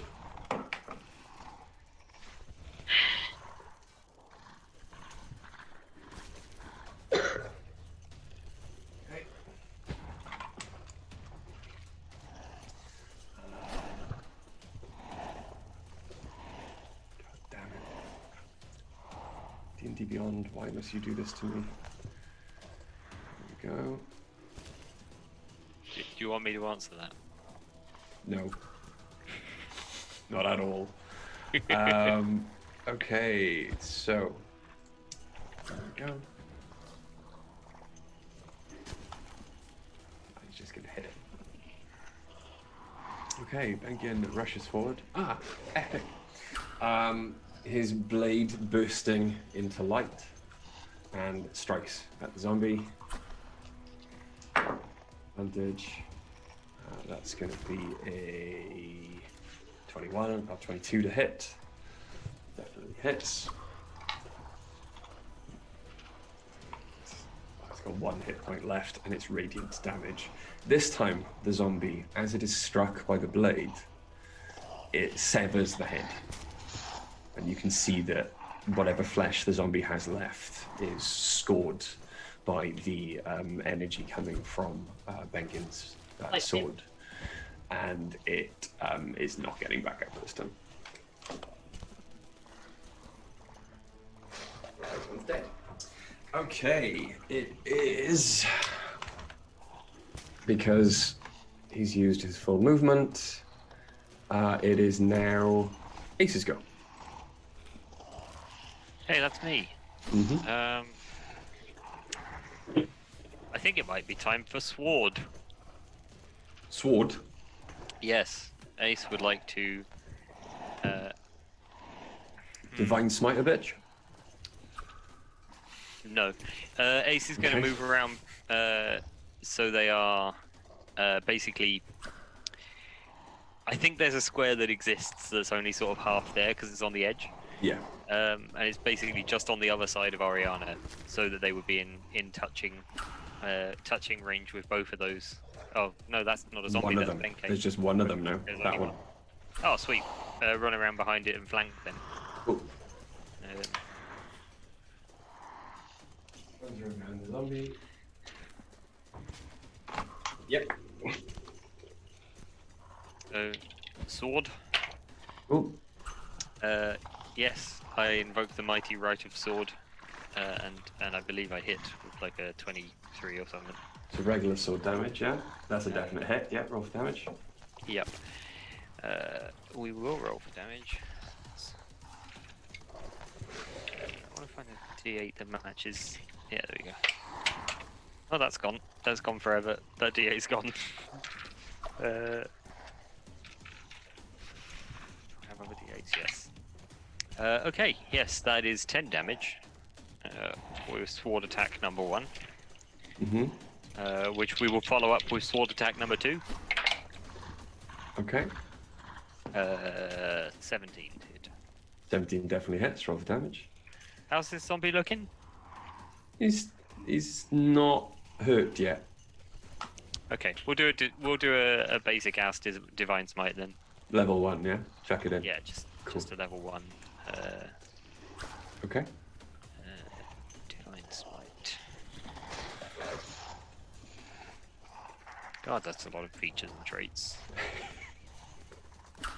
I don't have anywhere near this many, and I've got 2 classes. 2d8. Yeah, it would be d8s, wouldn't it? The dice that I just threw away. Yes. You're on D&D Beyond. They do have dice. Yeah, but I like rolling physical dice. You know that. I don't have all of these dice because I hate rolling them. Well, yeah, that's why terrible. That's why I had to buy more dice sets for the final battle against Tiamat in our last campaign, because you wouldn't accept any damage that was calculated on a app. Yeah. 12 and. How many D6s Tiamat's breath weapon does? Lots. You chose the monster. You didn't have to make us fight Tiamat. How much 15 damage? 15. Okay. Yes, of which 8 was radiant, if that matters. Excellent. Okay, it does. It is now looking messed up. You have scored a huge burn across its body. Burn. And it turns away from Oriana to face you. Cool. Leaving Oriana with no one looking at her. And it's your go. Excellent. It's... Sorry, you mean Oriana's go? I thought you meant my go. Yeah, I was going to say, fuck off, mate. Yeah. Well, I'm going to do the only thing I can do, which is a thunderclap. Thunderclap. I'm going to do it carefully, because to keep dice safe. Okay. That's one sorcery point. But I need a Constitution saving throw. Constitution saving throw. Okay. That's a natural 20. Does it do anything on a save? That's a cantrip. So no then. No, it doesn't. But hey, it was a bonus action, so you could do it again. Good. Yeah, go for it. Alright. You can't save again. Slap your ass twice. Jesus. Okay. Con save is a 15. That fails. It fails. Okay, cool. Roll for damage. And it's 11 points of damage. 11 points of damage. It is looking fucked up. I'm going to fly into the air. Okay.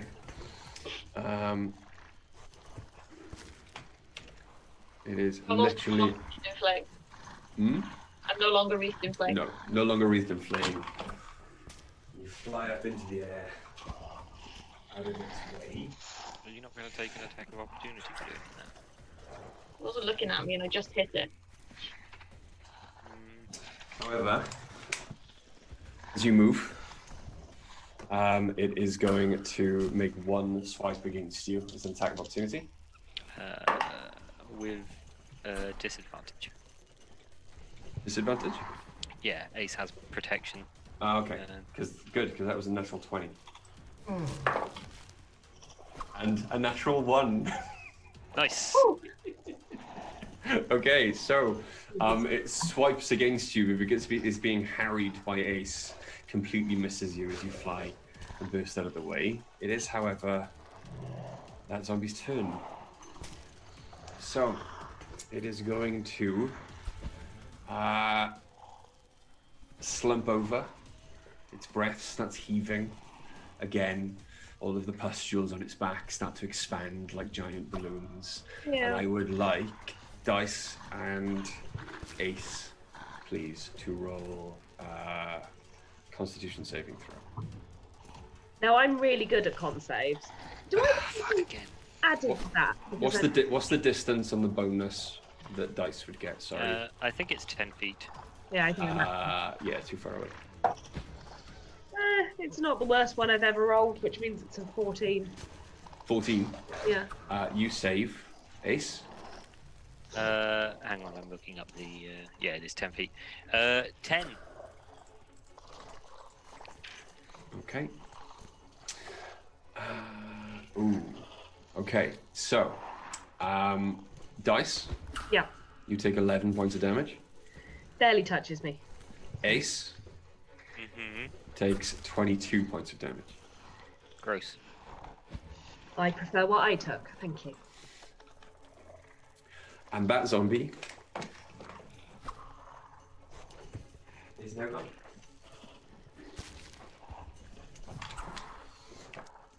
And AD, if you can take us off the battle map, please.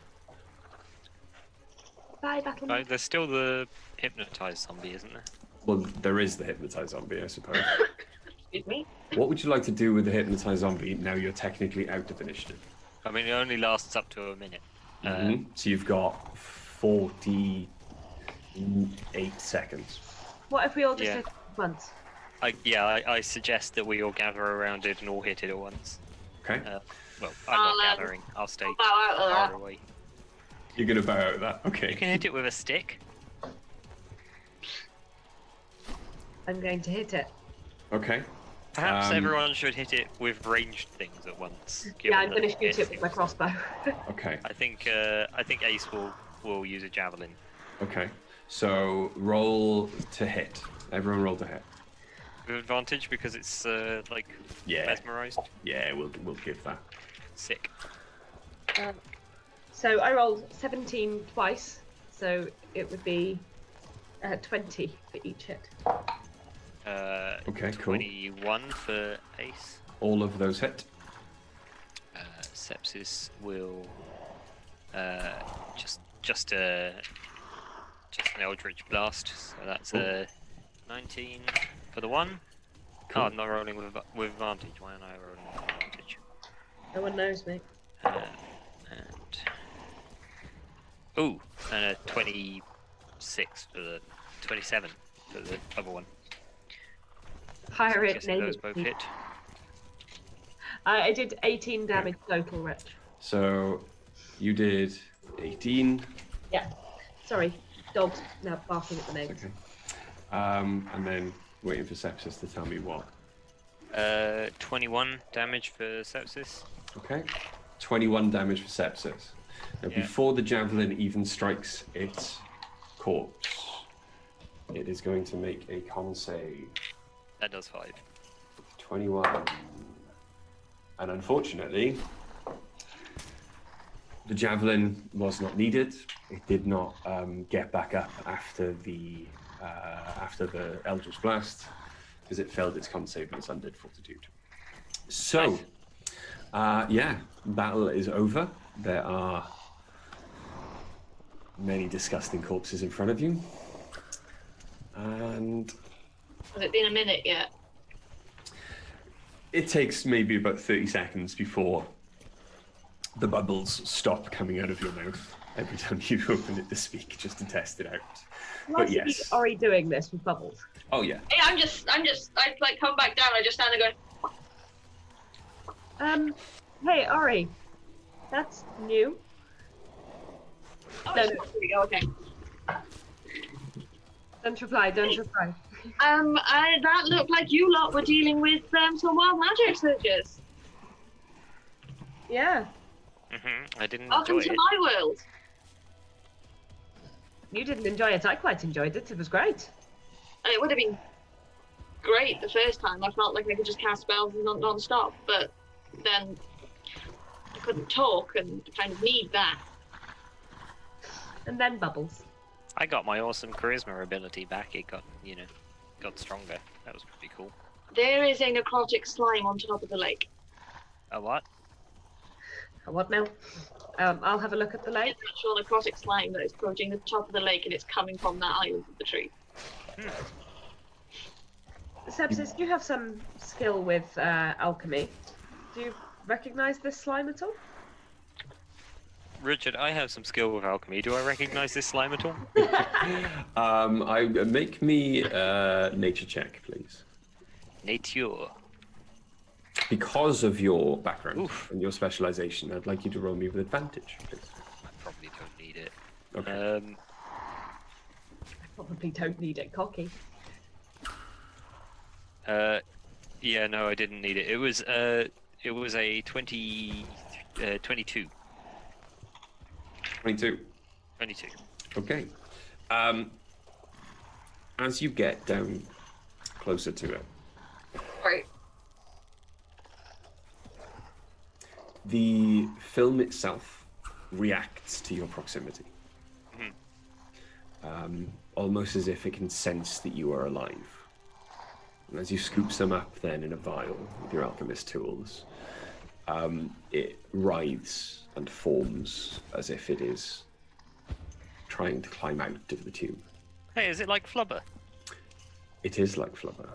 Barking. Not as dark and solid as Flubber. However, the water in the tube with it very quickly starts to evaporate, and after maybe another minute or 30 seconds, it begins to die and stop moving. I just need to say I cast Healing Word on myself. Okay, The level 1 spell. cool. Roll a percentile dice for me, please. Healing is now dangerous. Hell yeah. 39. 39. Yeah. You regain 2d10 hit points. Ooh. That's a powerful healing spell. Not many you know. now. That's a hell of a heal. That's heal, isn't it? No, heal is 70 hit points. I'm going to cast a healing spell on me. Great, I'm back up to full. What's the wild magic effect? I am now back up to full. No, I wasn't back up to full. I was short, but I am now back up to full. Cool. Okay. I love wild magic. I really do. Okay. How that went down is Oriana healed herself and then surged and healed herself even further, like. What was I saying? Sepsis. Yeah, the film in the tube has perished. It is not familiar to you, but it looked. I think I find that's pronounced familiar. Familiar. It's not familiar to you, but it looked alive. It looked not sentient, but like a incredibly fast-moving fungus or moss. You can imagine how that would either cause a poison effect or, in the case of what you've seen, a debilitating disease.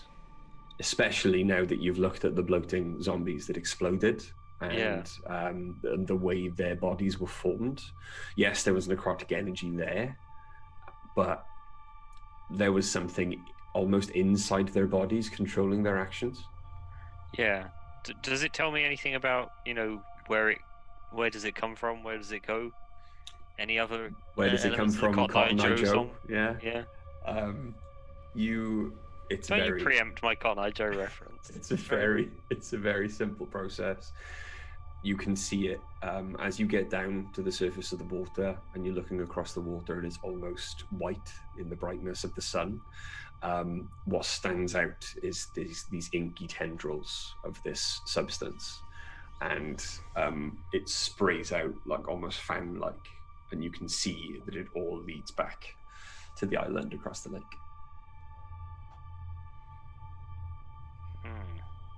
It's coming from the island across the lake. Yeah. Okay. We need to get over there. We need to get over there first, which I think is going to involve taking this here boat, because I can levitate for like a minute, but it's not enough to get across there. No. Same. I can only be. I could carry sepsis, but I could take you one by one. Some of you. But it's going to get tiring really quick. Yeah, it would. There's a really high-pitched squeak. Can anyone else hear that? It's a really weird noise. I can't hear that. Yeah, no, I can hear it. I don't know what it's coming from. Hang on, I'll mute myself, and if it stops, then it's probably me. It might be Charlie. Might be. Sorry. It's only quiet. It's not massively horrible, it's just there. Yeah. It's okay now. Ace agrees and would very much like to see the tree, or get to it at least. Well, we need to check if the tree is okay as well. We're going to need a boat. We've got a boat. We have a boat. Oh, then we need to get in the boat. Seems wise. It does. Fly over. Okay. You're going to fly over? Yeah. Okay. You all get into the boat then. Oriana, being the last one, helps push off. And as the boat... Sorry. What were you going to say? Something stupid. I was going to say I have the strongest urge to levitate myself and attach myself like a balloon to the back. I'm not going to, I just really want to. I was thinking about attaching a rope to the boat and dragging the boat across. There are oars inside the boat. I was going to say, that's a lot of work, sorry. However, as you then leap up into the air and start to fly, you get to the lip of where the water meets the land, and a huge gust of wind starts to blow you back, coming straight from the island. As it pushes you back over land, the wind stops. That's weird. Is there another way to get to the tree, or is the tree in the center of the island and that's the only way to get to it? The tree is in the center of the island. Yeah. The branches of the tree are not sort of cast over the water, are they? Not, well, yes, but they're like a mile up. This tree is huge. I'm guessing I can't fly up to the branches. You can try. It's going to take you a while, but you can try.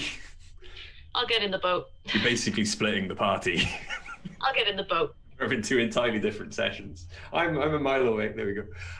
Okay, so you get in the boat, and the boat starts to sail across. Oh.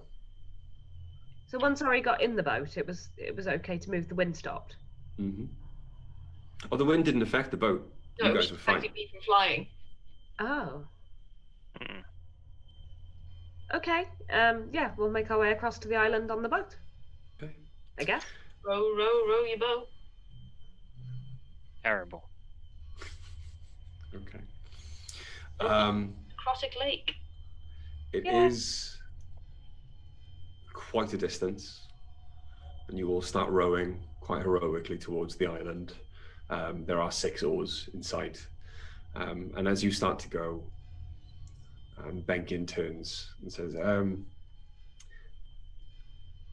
does strange things like that always happen to you? Well, what strange things? You're going to have to narrow it down. Exactly. The bubbles, the weird magics that was happening. For me, it's normal for me sometimes, not always. The nature of my magic is wild. Ah, rare these days, but I have heard of wild mages. Normally a lot more well, I've been told, normally a lot more dangerous than I've seen so far. It can be. And you have taught your wild magic to the others? No, that's new. That might be an area effect. If that is truly the world tree, as your friend Ace believes, then it is potentially or what once was, a powerful nexus between the worlds, between the planes. I can imagine everyone's magic going a bit strange could be a potential effect of being in such close proximity. There is a chance it could get worse before it gets better. I'm not worried about that for myself, but for these guys. Because you're used to it. Feels natural to me.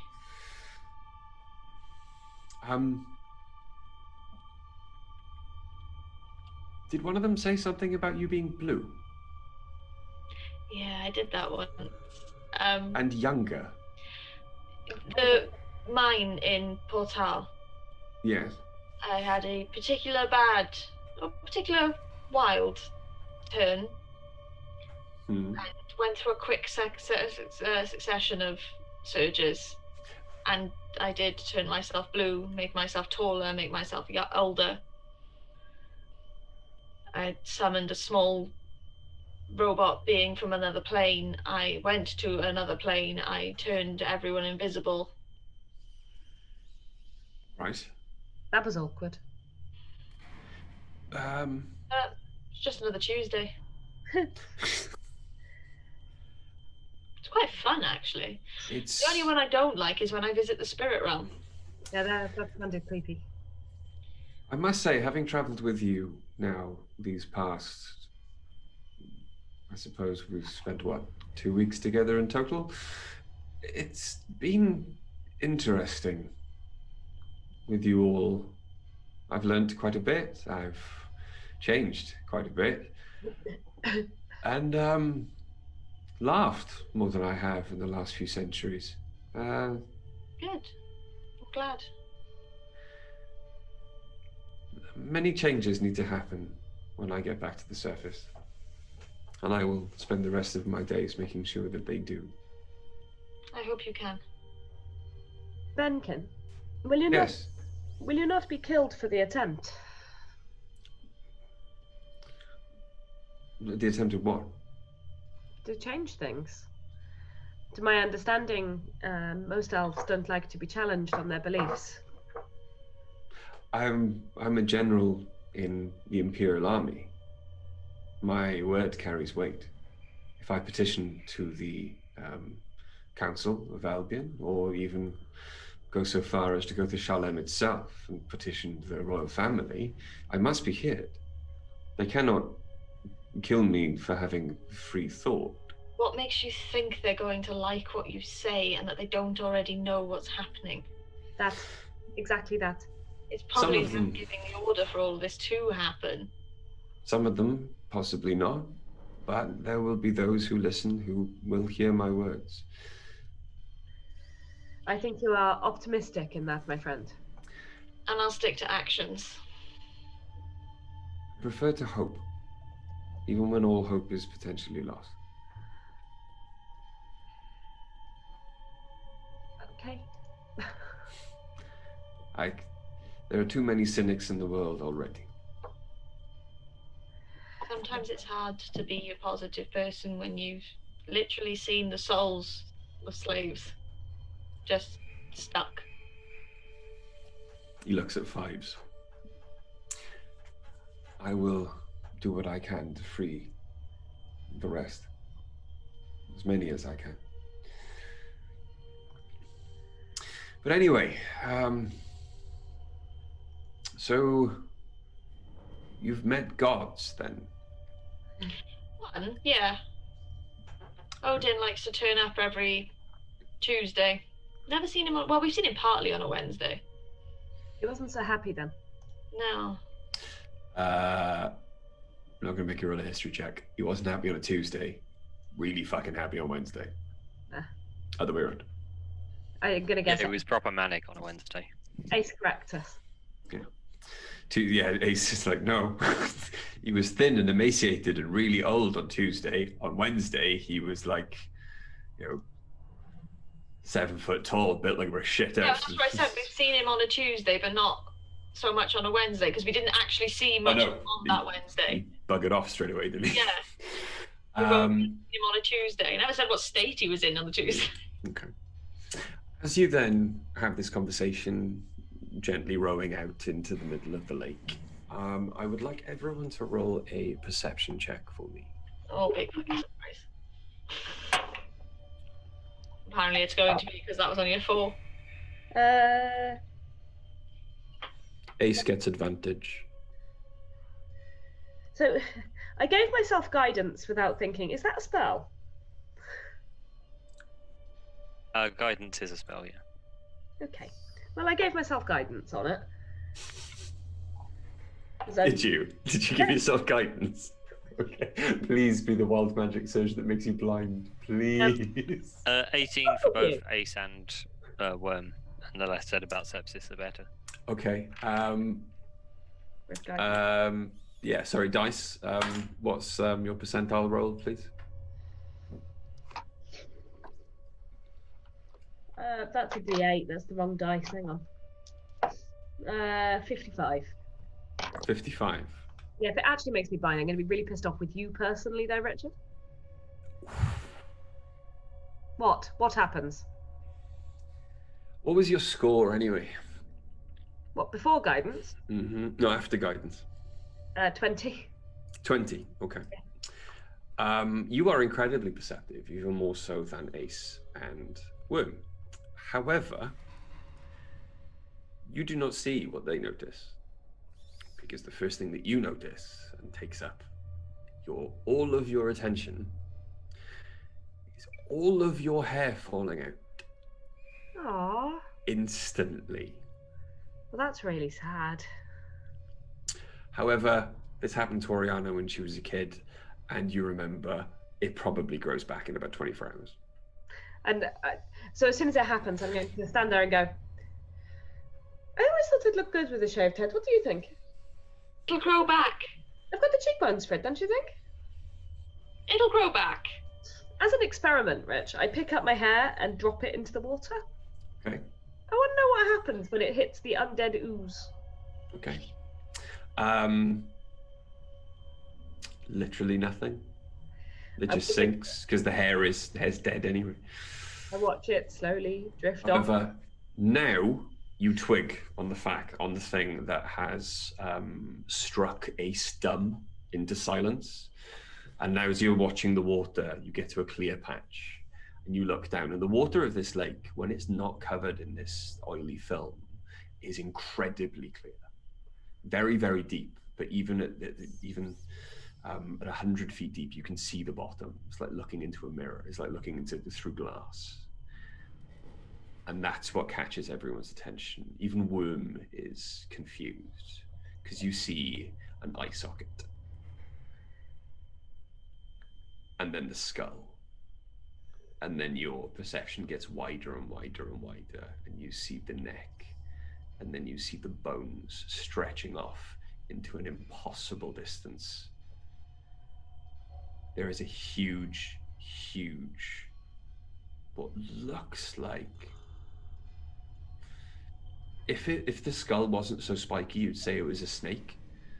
And if it had limbs, you'd say it was a dragon. Is it moving? It is not moving. It is skeletal. It is resting in the ground.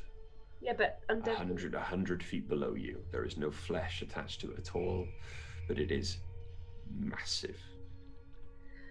Okay. As you look at it, you'd think, as you look at it and then look at the tree, you can imagine that it could coil itself around the tree 10 times. Okay. While still pulling chunks of red hair out of my armor, I'm going to point it out to the others, to anyone who might not have spotted it, over the edge of the boat. Okay. Either side, it doesn't actually matter because it's massive. Roll a religion check for Ace, please. Sepsis. with advantage. That thing is huge. You always did say you liked a big snake. Here, have some hair. 12. It'll grow back, I swear. 12? I look good. 12. Okay. Ace turns and explains to you all. That's Jormungandr. Bless you. No, it's the name of the serpent. It's Jormungandr. Oh. It's the great world serpent that Thor was supposed to slay in Ragnarok.